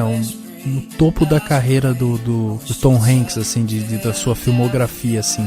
E essa sequência de Filadélfia e logo depois Forrest Gump realmente consolida o Tom Hanks como um grande ator de Hollywood ou um dos mais talentosos atores que estavam ali, que a gente estava presenciando. E aí ele deixa pra trás essa parte de comédia, essa comédia mais pastelona mesmo, ele passa isso daí pra trás e o salário dele, tipo, daí quadriplica, o cara vira um mega astro fudido mesmo de Hollywood. Sim. E logo em seguida ele vem com Apollo 13. Na verdade ele vem com Toy Story, né? Apollo 13 e Toy Story saíram no mesmo ano. Mas assim, é que Toy Story tem a marca por ser, tipo, basicamente o primeiro filme 3D, animação 3D, longa, foda, sabe? Da história do cinema, entendeu? Falavam que na verdade pertencia ao Brasil esse mérito, mas na verdade, não me recordo. Na verdade, sim, a realidade esse mérito pertenceria ao Brasil, porque foi feito no Brasil, tipo, muito antes começou-se a fazer. Só que a diferença é que o Toy Story foi lá, começou e terminou, e o brasileiro não tinha terminado, porque filme brasileiro demora tempo, porque foi um filme super barato, feito muito na raça, e o Toy Story foi um filme da Pixar, né? Certo. Você se recorda o nome desse filme brasileiro, que pelo menos não consigo pegar? É o Cassiopeia. Ainda assim eu não me lembro muito, mas ele é um filme bem... O Cassiopeia é um filme bem simplesinho, bem infantil. Exatamente. Mas ele, assim, se você for honesto, você vai dizer que esse foi o primeiro filme feito totalmente em computador. Porque o que dizem é que, na verdade, o que aconteceu no Toy Story foi que muita coisa foi feita em massa, né? Tipo, foi feito em muitos dos bonecos. Claymation. Foram feitos, tipo, primeiro um boneco, né? De massa, e depois escaneado e transportado pro computador. O Cassiopeia foi feito absolutamente tudo no computador, entendeu? Mas é claro que não dá pra comparar, são duas coisas totalmente. Um não tira o mérito do outro, mas são duas coisas completamente diferentes. Não, e Toy Story traz um novo desafio pra carreira do Tom Hanks, que é justamente fazer a parte de dublagem, né? Dublagem não, voz original. Voz original, é diferente. Exatamente. E aí ele faz a voz do personagem principal, né? E aí é muito interessante que, assim, ele já tinha toda a parte expressiva como ator, já conhecia muito bem, né? Todos os seus limites como ator e tal. E ele acaba aceitando o papel lá do Woody, né? Do personagem Woody, que é o boneco principal. E faz a voz do Woody, e aí ele tem uma experiência totalmente nova, né? Inclusive nessa entrevista do Actors in Studio, ele fala que ele gravou 30 vezes uma frase, e aí só que tipo ele gravava com diferentes entonações, e os produtores arranjavam a 33ª vez pra ele falar de uma maneira totalmente diferente. Então, assim, foi uma coisa que trouxe pra ele um desafio novo, colocou de novo o nome dele dentro de um filme que era novo, que era marcante na história do cinema, que levava o nome dele, que inclusive ajudou, né, na distribuição do filme e tal. Ele e o Tim Allen. Isso, Tom Hanks e o Tim Allen. O Tim Allen é o... Na época o Tim Allen era grande ainda, né? Toy Story é algo que me surpreendeu, que recentemente que eu descobri que o Joss Whedon que escreveu o roteiro, né? Diretor dos Vingadores. Foi ele, né? Ele tá... É que são vários, né? Tem vários roteiristas, mas ele tá entre os... Mas sério, eu vi no IMDb, o crédito tava só dele, o crédito, assim, mas... E a escolha do Tom Hanks é até por aquele nível de associação, assim, que o Woody, como personagem, ele é aquele personagem que é o seu amigo, ele tem uma voz amigável, ele tem uma personalidade, sabe, amigável em certos aspectos, e a voz do Tom Hanks, no original, pelo menos, ajuda você a se identificar um pouco mais com o personagem, porque você pensa, pô, é o Tom Hanks, é um cara que, ele é um cara do bem, sabe? Sim, é verdade. Ajuda você a se familiarizar com o personagem quando a voz é de alguém mais conhecido, alguma imagem. Até alguns diretores, né, usam essa artimanha de um personagem que não é muito bem desenvolvido, você coloca um ator que é conhecido por fazer personagem daquele tipo, tempo para criarmos uma simpatia, né, com o personagem, assim, que é bem legal. Isso é muito comum na animação, apesar de que na versão brasileira do Toy Story é um dos exemplos de dublagens muito boas, né? Muito boas. As dublagens dos filmes da Pixar e tal são muito boas. O Toy Story iniciou tudo isso de uma forma também muito boa, né?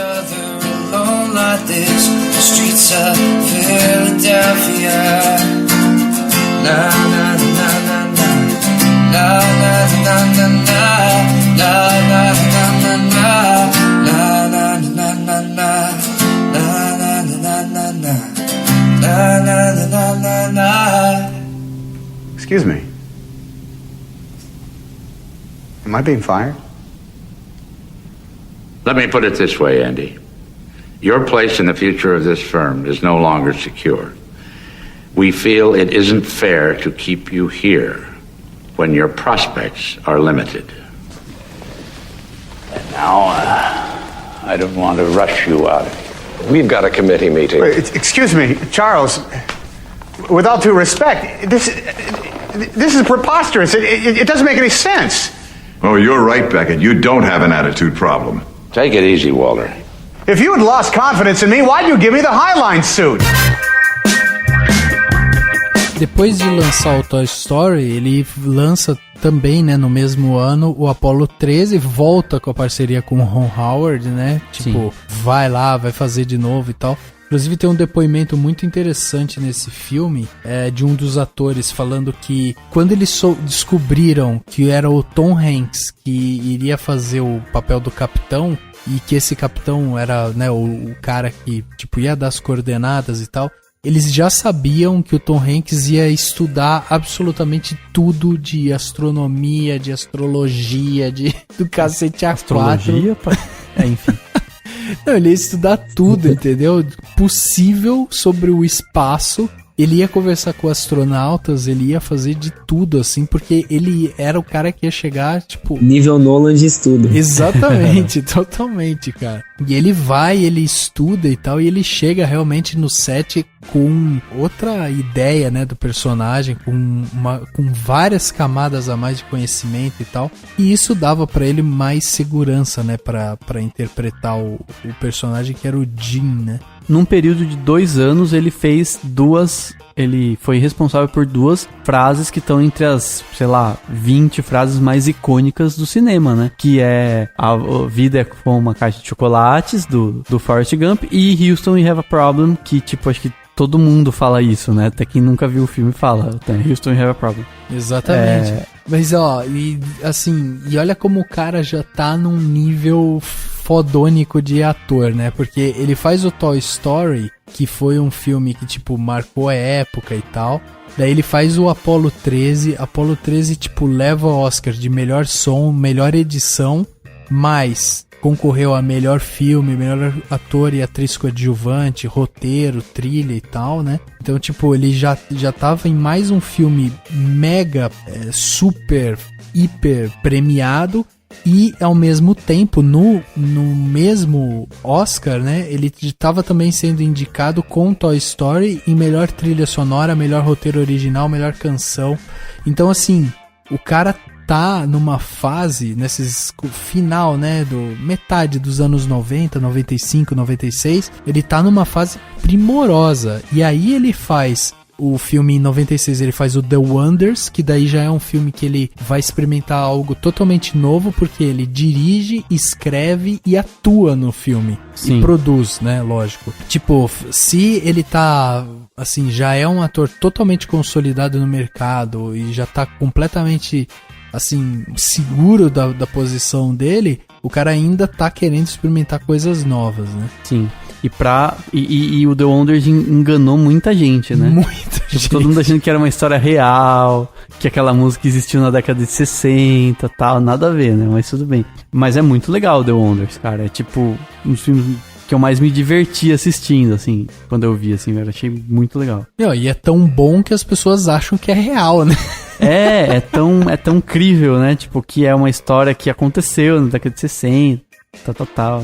E aí ele tem uma outra possibilidade, né? Quer dizer, o que eu acho interessante na carreira do Tom Hanks é, além dele ser esse ator que traz essa velocidade nas atuações dele, que tem essa parte de estudo, que é um cara que vai atrás realmente de entender o que ele tá fazendo e tal, não é um cara que simplesmente senta e faz. O que eu acho legal é que ele é um cara muito humilde, assim, ele é um cara comum, não é um cara que, tipo, você pega e fala, meu, o cara é um gênio, o cara lê uma vez o roteiro e decora, sei lá. Ele não tem disso, ele é um cara comum e ele é um cara que traz a profundidade. E uma das coisas que eu gosto muito na atuação do Tom Hanks é o falar dele sem falar, né? O atuar com o pensamento, né?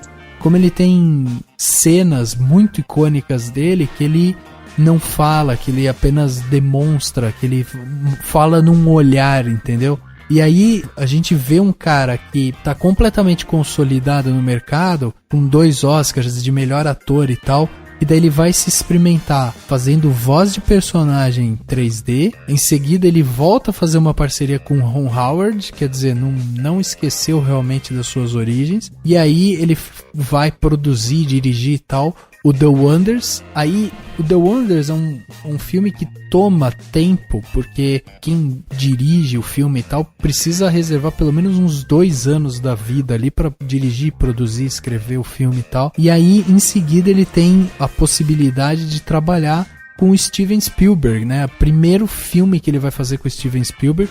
O Spielberg também já consolidado, um diretor monstro na época, e chama o Tom Hanks para fazer O Resgate do Soldado Ryan. É outro filme, se não o melhor, é um dos melhores filmes de guerra que a gente tem hoje em dia, né? Sim, é um bom filme. Eu acho que assim, O Resgate do Soldado Ryan tá entre os melhores filmes, né, de guerra, assim, pelo menos os mais recentes, talvez. Na verdade, a cena inicial, pra mim, pode ser até meio anticlimático dizer isso, mas acho que talvez já até a melhor cena do filme. ou então a luta de facas, né, que é um exemplo, na verdade, é meio que uma memória saudosa do Spielberg, mais de sutileza, assim, sabe? Tipo, só 2 caras, sem trilha sonora, só os dois com uma faca, assim. É o drama que você não vê mais hoje em dia. Tipo, é um filme de guerra, só que uma das maiores tensões do filme inteiro tá numa simples luta de 2 caras com uma faca, assim, não, sabe? E que tensão, né, cara? Essa cena é angustiante, né? Exato. É Spielberg que eu só tinha visto novamente, assim, tão tenso, tipo, em Tubarão e em Munique, sabe? Exato, exatamente. O Munique é depois, bem depois, né? Bem depois. Sim. Munique é depois. Mas esse filme, o Resgate do Soldado Ryan, leva o Tom Hanks de novo a concorrer ao Oscar de melhor ator. Ele não ganha, mas ele é indicado ao Oscar. Mas o filme leva melhor diretor com o Steven Spielberg, leva melhor fotografia, melhor edição, melhor efeitos de som, melhor som.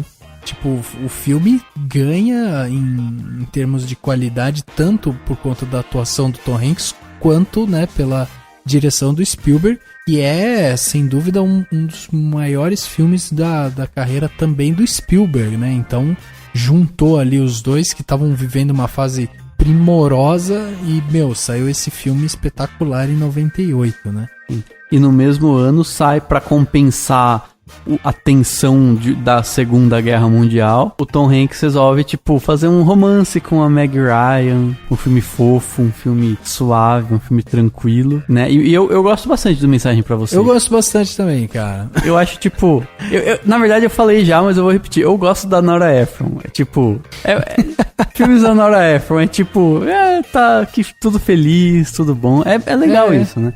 E daí é o retorno, né? E era uma época que você... 98, né? Que sai Mensagem Pra Você. Era uma época que o e-mail tava ficando mais forte ainda, né? Não era todo mundo que tinha uma conta de e-mail.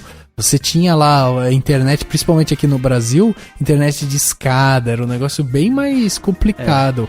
E mostrar um filme que duas pessoas se encontram por e-mail, se apaixonam, não sei o que, tal, era um negócio novo também, entendeu? Sim, e é interessante porque, assim, tudo bem, ele é um baita de uma propaganda da América Online, né? Tem lá a América Online conectando, aí tem a palavrinha, né, que é You've Got Mail, que eles traduziram pra mensagem para você, mas do tipo, chegou o e-mail pra você, tal. Mas é um filme que é um dos primeiros que começa a discutir a internet, né? Começa a discutir a vida online, aí tem lá um personagem que olha pra Meg Ryan, né, e fala... Pô, você vai ficar, tipo, no computador esse tempo todo, você mal acordou e já vai ligar o computador. Coisa que todo mundo hoje faz no celular, né, praticamente. Mal sabia ela. Então. Mas é interessante, porque ele já começa a discutir essa questão do anonimato que a internet permite, né? Que é um debate que você pode trazer até os dias de hoje. E é legal, eu assim, ver hoje esse filme é interessante. Eu gosto muito de filme que desloca a gente pra uma época, assim, sabe? Você vê, você fala, olha como que era naquela época. As pessoas entravam no e-mail uma vez por dia. Entravam na internet uma vez por dia pra checar o e-mail e ver alguma informaçãozinha e pronto, acabou. Ninguém vivia online. E assim, se a gente parar pra pensar, é parecido, assim, a relação entre você deixar de ter, tipo, a modernidade chegando pela internet e a modernidade chegando por uma livraria, porque tem a questão de que no filme o Tom Hanks, ele é dono, né, ou enfim, um dos chefes de uma livraria de uma grande rede, que seria uma livraria, cultura, Saraiva, etc. Em contrapartida com uma livraria local, que ela era dona, tipo, que ela lia livro pras crianças, e era, né, uma livraria pequenininha e tudo mais. E também tem isso, assim, se for ver bem a modernidade, tipo, o final da década dos anos 90, não é nem modernidade chegando, mas enfim, final dos anos 90, tipo, o mais alto do capitalismo chegando, com grandes redes que engolem pequenas lojas e tal.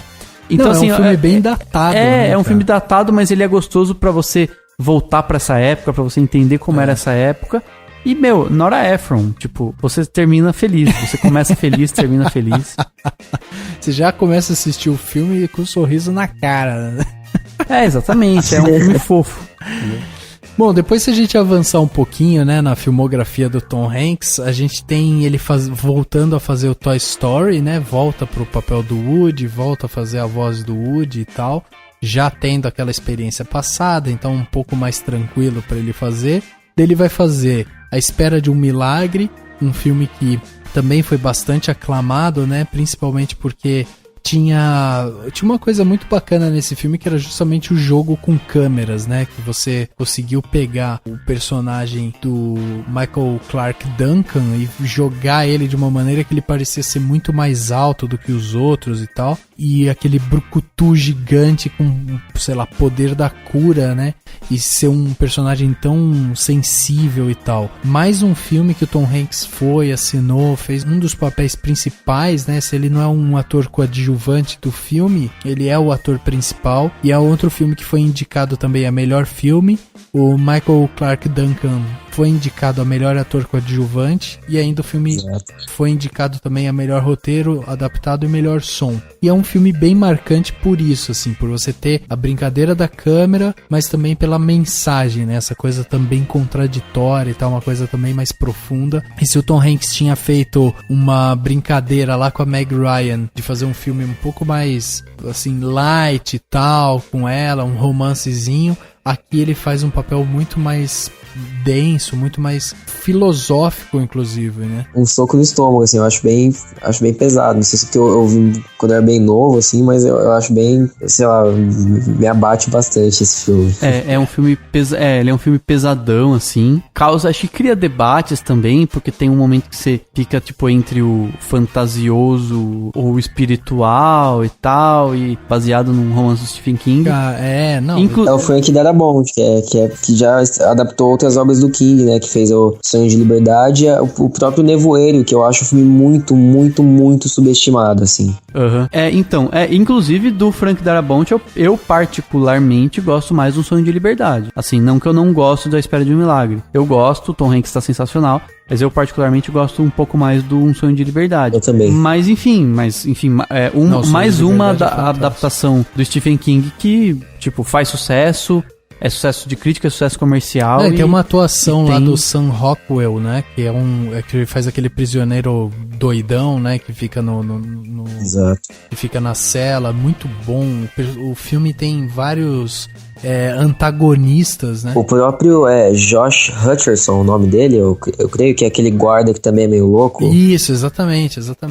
O filme tem vários vários percalços, né? Então, isso que torna ele muito especial. Josh Hutcherson é o Pita do... É o Pita, é verdade.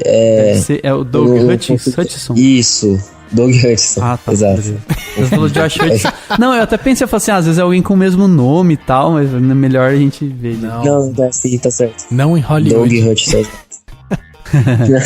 É um belo filme, E aí tem um outro que eu tenho DVD em casa, que ele faz logo em seguida, logo depois de A Espera de um Milagre, ele faz Náufrago, volta a trabalhar com Robert Zemeckis, e aí, cara, esse é um dos filmes também que eu mais gosto do Tom Hanks, e inclusive ele tem um depoimento que o Robert Zemeckis chega pra ele e fala, puta, tô pensando em fazer um filme e tal, e aí seria você sozinho numa ilha e tal. Meu, cara, você tá maluco, né? Porra. Conversando com uma bola. Você vai conversar com uma bola e tal. Daí ele falou, cara, se eu for fazer esse filme, eu vou ficar na ilha, vou ficar o tempo todo gritando socorro, só isso. Tipo, porra, então, é isso. Mas é interessante, porque o Náufrago, primeiro que assim, foi meio que em cima da hora, pelo que eu entendi, que decidiram que o Tom Hanks ia ter que emagrecer. E ele emagreceu lá por uns 25 quilos. Então ele gravou o começo do filme, emagreceu e gravou a parte que ele tá na ilha. O que o Tom Hanks fala é que eles estavam gravando, aí quando foram fazer a cena do náufrago mesmo, né, do que acontece com o avião cai e tal, aí o Robert Zemeckis chegou pra ele e falou assim, meu, o que você acha de a gente dar um tempo de 1 ano nesse filme, aí você vai emagrecer e tal... Porra, que isso? Vamos acabar logo e tal. Não, o que você acha? Aí você volta mais magrinho e tal. Daí ele topou, cara. Topou. É engraçado que, tipo, o Tom Hanks, ele imita o Robert Zemeckis falando. Sim. E ele imita o Ron Howard. E é sempre a mesma imitação. Exatamente. Tipo, são os diretores que devem falar igual, sei lá, assim, do mesmo jeito, mesma voz fininha, assim, sei lá. Mas, e ele comenta, é engraçado que o Tom Hanks falou em entrevista que ele ouvia o Wilson respondendo pra ele. Sim, né? sim. Tipo, ele chegou uma hora que ele ficou e que ele achava que o Wilson ia falar. E é muito legal, porque a gente também acha, né? Tipo, então, e aí, o espectador acha. Né? É isso que eu acho que é a beleza. O jeito que o Zemeckis ele faz a coisa, sabe? É como se a gente estivesse ingressando na loucura do personagem, assim. Tipo, é como se a gente fosse possível a gente ver ele falando realmente. Não, e ele transforma o Wilson num personagem e a gente se preocupa com o Wilson. Exato. Tipo, meu Deus, o Wilson vai morrer. Não, pô, mas tipo, é o que ele tá se preocupando, entendeu? E assim, por mais que o Tom Hanks fale muitas frases ao longo do filme, ele foi escolhido justamente por conta dessa capacidade de,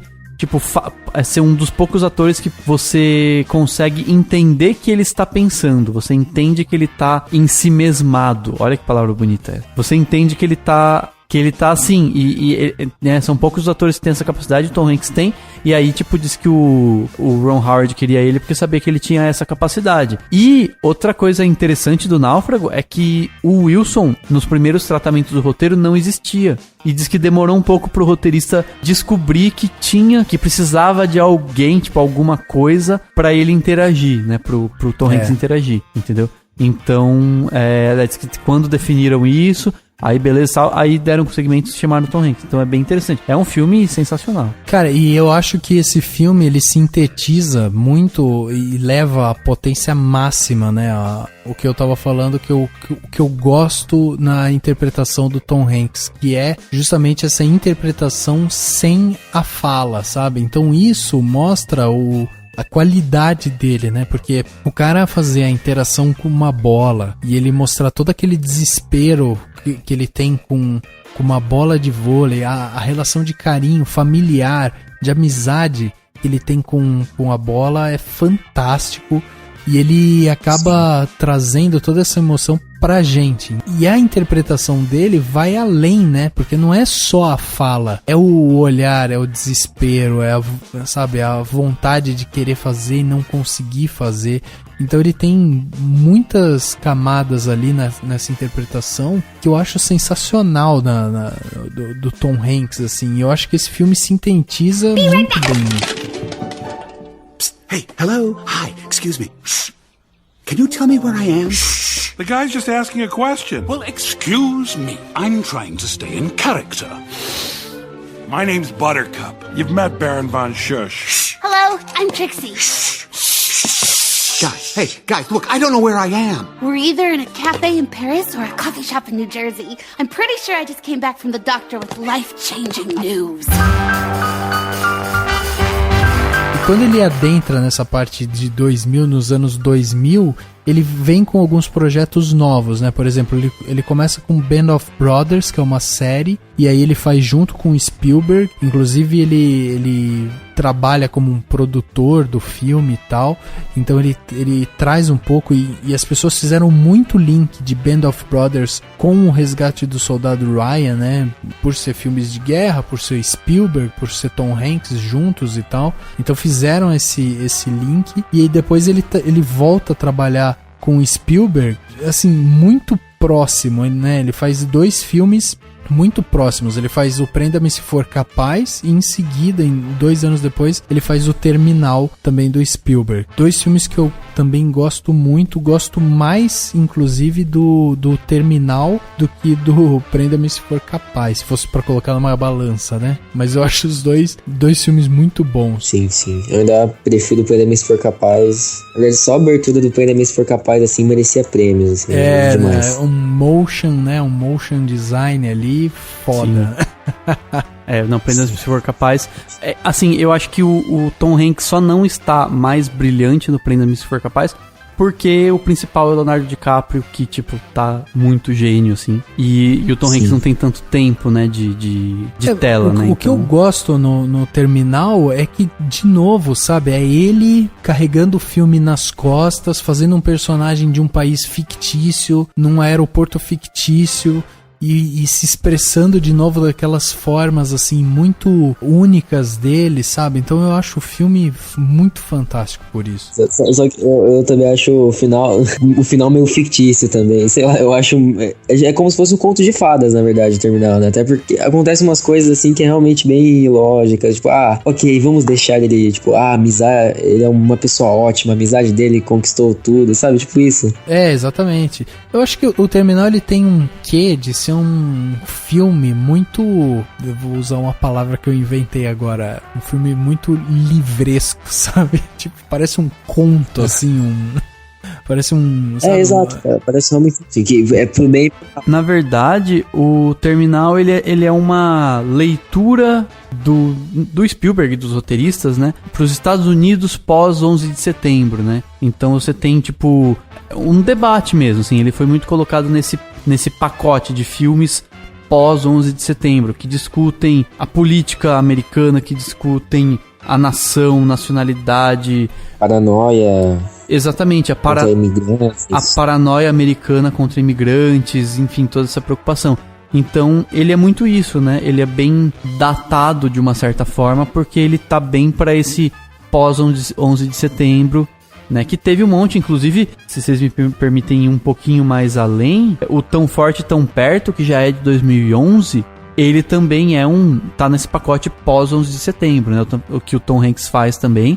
Ele não é o principal, ele aparece menos, mas também é isso, né? Tipo, é assim, como os Estados Unidos estão hoje, como os Estados Unidos pensam o mundo depois do ataque de 11 de setembro, etc. Não, Tão Forte, Tão Perto é um drama, né?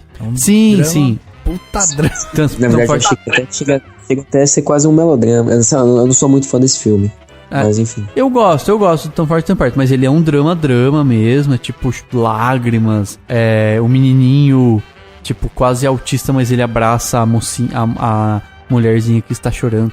Então tem essas coisas, mas enfim, só tô falando assim, são nesse pacote, o Tom Hanks fez pelo menos 2 filmes que estão que tem essa temática, né? Tipo, discutir a situação dos Estados Unidos. O Tão Forte Tão Perto é bem 11 de setembro mesmo, né? Ele sim, tipo, e foi exatamente 10 anos depois, então aquela coisa bem uma homenagem, né, a Nova York, etc. Mas, enfim. Assim, até chegar, né, no Tão Forte Tão Perto, a gente tem uma sequência dele que ele vai praticamente fazendo um filme por ano, quase, né? Então ele vai passando os anos, ele vai soltando filmes, ele volta com Toy Story, ele vai fazendo vários outros filmes. A gente não vai conseguir passar por todos, porque ele fez muito filme na carreira, mas assim, ele vai fazendo vários. E todos são bastante significativos, né? Tem um que eu gosto que nem é... Não é nem que eu goste, mas é que eu acho assim que ele é bastante... Chama atenção só por reunir o Tom Hanks, a Julia Roberts e o Philip Seymour Hoffman, que é aqueles Jogos do Poder. E ele uma drama, né? E um filme biográfico também. E o que eu gosto é que ele traz o Tom Hanks num papel um pouco mais assim de malandro, de canastrão, assim. Ele tem uma coisa mais, sabe? E eu acho legal você ver 2 atores trabalhando juntos. 2 grandes atores como é o Tom Hanks e o Philip Seymour Hoffman. Eu acho que tipo vale a pena de ser acompanhado, mas não faz parte da essência, né? E aí ele começa também nesses anos 2000, ele começa a fazer os filmes lá com o Ron Howard também, Anjos e Demônios, que acaba virando uma franquia, né? Então, se os meus cálculos não estiverem errados, e eu acho que não estão, o Ron Howard vai ser o diretor com quem o Tom Hanks mais fez filmes. Porque depois de fazer o Splash e o Apollo 13, ele fez o Código da Vinci, que é do Ron Howard, Anjos e Demônios, que é do Ron Howard, e agora ano que vem o Inferno, que é mais uma adaptação de filme de livro do Dan Brown, que o Tom Hanks vai ser o Robert Langdon, né, que é uma franquia mesmo, tipo, livros que venderam pra caramba, filmes que vão então, ter mas boas Dani, bilheterias. Os 2 que ele mais trabalhou, Steven Spielberg e Ron Howard, foram os 2 que ele mais fez filme. O Spielberg, ele vai sair agora com Ponte de Espiões, em 2015. Sim. Então ele vai completar 5 filmes com o Spielberg, porque ele fez O Resgate do Soldado Ryan, Band of Brothers, né, que eles trabalharam. É que Band of Brothers é série. Mas trabalhou com o Spielberg, a diretora. Mas é sério. Quando a gente fala... Prenda-me se for capaz, o Terminal e agora Ponte de Espiões. E aí o Ron Howard, ele fez o Splash, Apollo 13, Código da Vinci, Anjos e Demônios e Inferno. 6. 5, né? Splash, Apollo 13, Código da Vinci, Anjos e Demônios e Inferno. 5 filmes. É isso mesmo, sim. Tá. E é engraçado que com o Ron Howard ele vem só fazendo Dan Brown agora, né? Desde 2006. Sim. Tipo, mesclou ali, vamos fazer Dan Brown, tipo, gamou os 2 Não, mas pô, deve dar uma grana, né? Não, sem dúvida, eu adaptaria muitos é. livros do Dan Brown. Eu não gosto muito dos livros do Dan Brown, mas eu adapto. Tá? Não, e o personagem que o Tom Hanks faz, que é o personagem central, né? Tipo, é o grande detetive, o grande gênio por trás. Tipo, é um personagem interessante, é um personagem que precisa de um grande ator. Aliás, assim, só fugindo um pouco do tema, os livros do Dan Brown, eu acho que eles dariam séries muito melhores do que filmes. Não, com certeza. Eu li, devo ter lido, nem lembro agora, acho que eu li o Anjos, Demônios e o Código da Vinci só, não li mais. Mas eles são todos, tipo, é um cliffhanger por capítulo. E cada capítulo é, tipo, 3 páginas. Então, se você fizer... Você pegar os melhores cliffhangers e botar em episódios de uma série, e hoje, agora com Netflix e HBO fazendo séries muito fodas, daria uma coisa muito massa. Série de tudo, assim. Exatamente. Fizeram o Riquinho, né? Tipo, se fizer uma série do Riquinho, tem que ter um espaço pra alguma coisa assim, sabe? Exatamente. Mas assim, eu lembro que quando saiu o Código da Vinci, que foi o primeiro, eu tinha lido o livro, eu lembro que eu não gostei do Tom Hanks, porque aí é aquela coisa, quem leu o livro, né? No livro, o Robert Langdon é um cara muito galã, assim, sabe? Ele é tipo fortão. Ele seria tipo o Pierce Brosnan da época que ele era o James Bond, sabe? Seria essa pegada do Robert Langdon.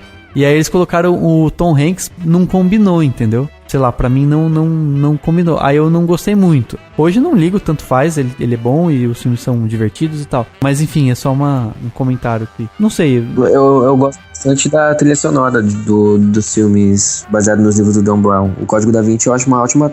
Uma orquestra é ótima, assim. Uhum. Não, sim, trilha sonora... Não, são produções sensacionais.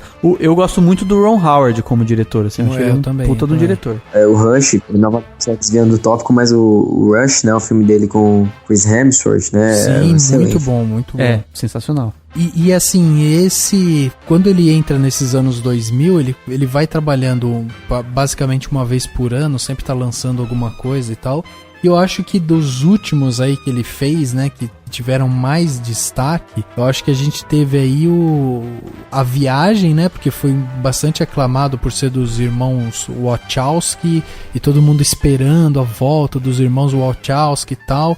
E no fim o filme dá umas derrapadas. O diretor do Corra Lola Corra também tinha feito, co-dirigiu o filme com eles, né? Exatamente. É o Tom Tykwer, né? É. Agora, assim, é um filme que derrapa, né? O Tom Hanks também não por ser um filme que conta várias histórias ali ao mesmo tempo, ele não é um filme que destaca muito a atuação dele.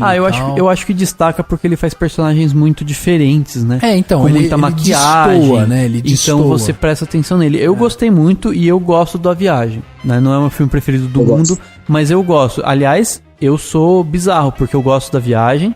E eu gosto do Speed Racer. Eu gosto do Speed Racer também, pô. É muito massa. E tem muita gente que detesta. E os irmãos Wachowski... é que pareceu que foi sarcasmo, mas tipo, sim, eu realmente acho bem subestimado esse filme. Então, eu também. Eu gosto... Assim, são dois filmes dos Wachowski que eu gosto. E que eu sei que tem muita gente que, tipo, odeia e fala que eles estão derrapando. Tapapá. Tipo, claro, não são coisas que, sei lá, muita gente tava esperando. Mas, sei lá, eu gosto. E eu gostei do Tom Hanks na Viagem. Speed Racer, tipo, pra mim... Whatever, Speed Racer. E A Viagem pra mim é um filme que derrapa muito, assim.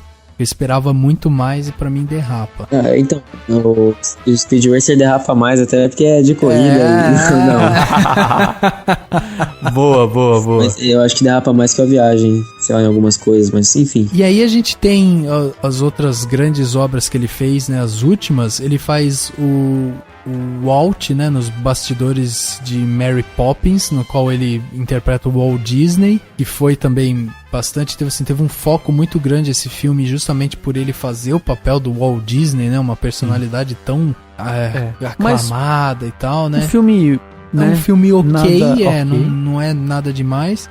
E a grande atuação que a gente viu dele foi em Capitão Phillips mesmo, quando ele faz justamente o Capitão Phillips. E eu acho que em Capitão Phillips, a última cena, quando ele é resgatado, ali, pagou o cachê do Tom Hanks, assim. Tipo, ele mostrou porque tinha que ser ele, sabe? Aquela cena dele entrando e a enfermeira conversando com ele, aquilo ali é de arrepiar, assim, a atuação dele.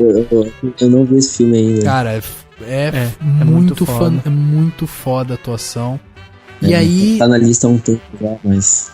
E aí ele vem agora, né, em 2015, ele vai chegar com Ponte de Espiões, como a gente estava falando, um novo filme do Steven Spielberg. Ele também vai chegar com Misery Loves Comedies, que é um documentário e é uma comédia também. Em 2016 ele deve vir com The Circle e também em 2016 vem com Inferno, com Ron Howard. Quer dizer, ele tem filme ainda para mais um bom tempo de estrada, né? E ele ainda vai fazer acho que é o Símbolo Perdido, ou The Lost Symbol, que também é adaptação do Dan Brown, mas não vai ter direção do Ron Howard. Então ele vai ser o Robert Langdon por muitos filmes ainda. Exatamente. Bom, se a gente passou aí pela filmografia enorme, né, do Tom Hanks. Ele é um cara que, tipo, sem dúvida merece todo assim, a gente tirar o chapéu pra ele e tal, pela carreira que ele tem, né? Um cara que sem dúvida tá hoje no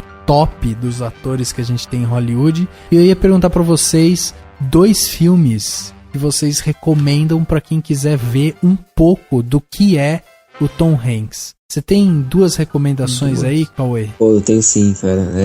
Toy Story não vai ser ele como ator. Ele tá atuando, mas não sabe, em carne lá. Então, eu recomendo a Estrada para a Perdição, que é demais, do cacete, e A Espera de um Milagre, que é um filme que é demais. E eu não recomendo Larry Crown e O Amor Está de Volta, porque esse filme que ele dirigiu e atuou é horrível. Esse é ruim. Esse é ruim, é no mínimo bobo, né? Sim. Acho que ele quis se divertir lá, né? Vamos fazer você vai aqui. assistir, exatamente. Você Tipo, assiste é com a se divertir. Julia Roberts, tá tudo bem. Corra nesse filme, mas assista A Espera de um Milagre, todas as colaborações dele com os Zemeckis. Na verdade, cara, é o Tom Hanks, tipo, não tem como errar. Assiste qualquer filme. Não, na verdade tem, né? Você acabou de falar. Porra. Você acabou de se contradizer. E como é que se fala? A memória que eu tenho dele na minha cabeça eclipsa todos os filmes ruins, sabe? Agora. Dani, você tem 2 filmes que você recomenda? Cara, só pra não recomendar coisa muito óbvia, sabe assim? Eu vou recomendar o Forrest Gump, tipo, que é óbvio. Porra, Dani. Não, calma, vocês vão... Forrest Gump, eu vou recomendar um pouco mais antigos. O Forrest Gump, tipo, é um dos meus filmes preferidos dele. E o Splash, Uma Sereia em Minha Vida, que é um filme divertido, é uma comédia, é um romancezinho, bem sessão da tarde, bem anos 80, mas é divertido, é legal, sabe assim, é bacaninha, é uma diversãozinha. Aí você vê o Tom Hanks no início da carreira dele, quando ele ainda era mais moleque. Ele tinha, tipo, 27 para 28 anos quando ele fez. Sei lá, então assim, pra você também ver o início dele, né? Ele no começo de carreira. E o Forrest Gump também, ele ainda não era... Já tem alguns anos, então ele ainda era jovem, ainda tava começando a brilhar, né? Ainda não era tão astro como ele é hoje. Então eu indico esses 2. Eu já vou ficar aqui com Náufrago, que eu acho que é um filme sensacional, que mostra, sintetiza mesmo o que é a atuação do Tom Hanks. Ele sozinho numa ilha. Tipo, é isso. Dá pra você ver o que esse cara é capaz de fazer. E também vou sugerir aqui o Filadélfia, que eu acho que foi o filme que eu mais falei aqui, e sem dúvida foi o filme que deu o primeiro Oscar dele e que foi o filme que realmente coroou ali um ator que estava despertando para ser esse monstro que ele é hoje. Então, muito legal. Assista, que você tem que assistir, Cauê, pelo amor de Deus. O Filadélfia é famoso filmes que inspiram, né? Ele é da lista filmes que inspiram. Muito mesmo. Então fica aí o nosso podcast, né, de carinho aí, reconhecimento desse ator de 58 anos. Tá aí ainda com muito filme, né? Fez 55 filmes, 8 séries, né? Muita coisa, já trabalhou como diretor, produtor, ator. Então é um cara que merece nosso reconhecimento e a gente ainda tem a grata felicidade de acompanhar mais filmes que vão vir dele. Então, para quem quiser ver um pouco mais, né, vai atrás desses filmes que a gente recomendou, porque você não vai se arrepender de acompanhar um pouco mais da carreira do Tom Hanks.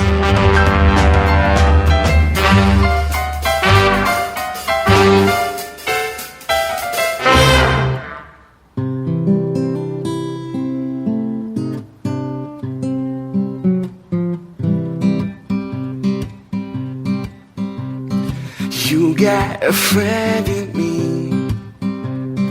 You got a friend in me. When the road looks rough ahead and you're miles from your nice warm bed. But just remember what your old pal said. Oh, you've got a friend in me. Chegando ao final de mais um podcast, agora o podcast Cinemação número 133. Falamos sobre o nosso querido Tom Hanks. Destrinchamos aí a carreira desse ator fantástico que tanto nos deu, né, durante todos esses anos que ele atua e ainda vai nos dar muito mais. Então fica aqui registrado esse podcast biográfico sobre Tom Hanks, vida e ator. Olha só, que maravilha. Muito profundo.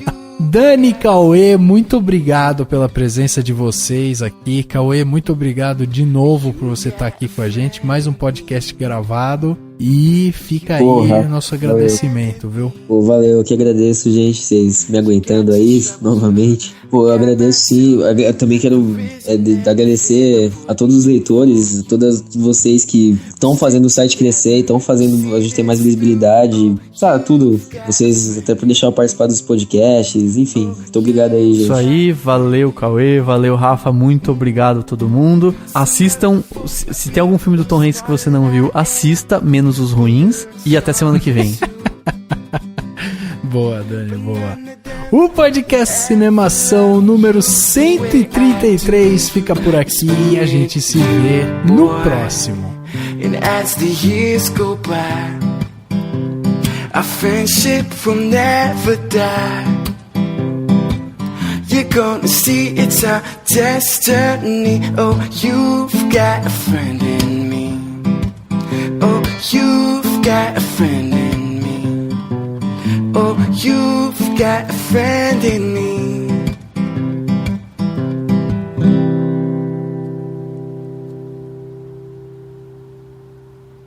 Ação. Aí assim, Fábio Porchat é o nosso Jim Carrey, cada um tem o que merece, né? Mas vamos pro Tom Hanks. Cada país tem o Jim Carrey que merece. Jim Carrey, cada um com seu Fábio Porchat, né? Então. Não, pera, não sou da forma que eu queria, mas tudo bem. Esse podcast foi editado pela Isso Aí Design. Tudo isso é forma com função. É design estratégico. É isso aí.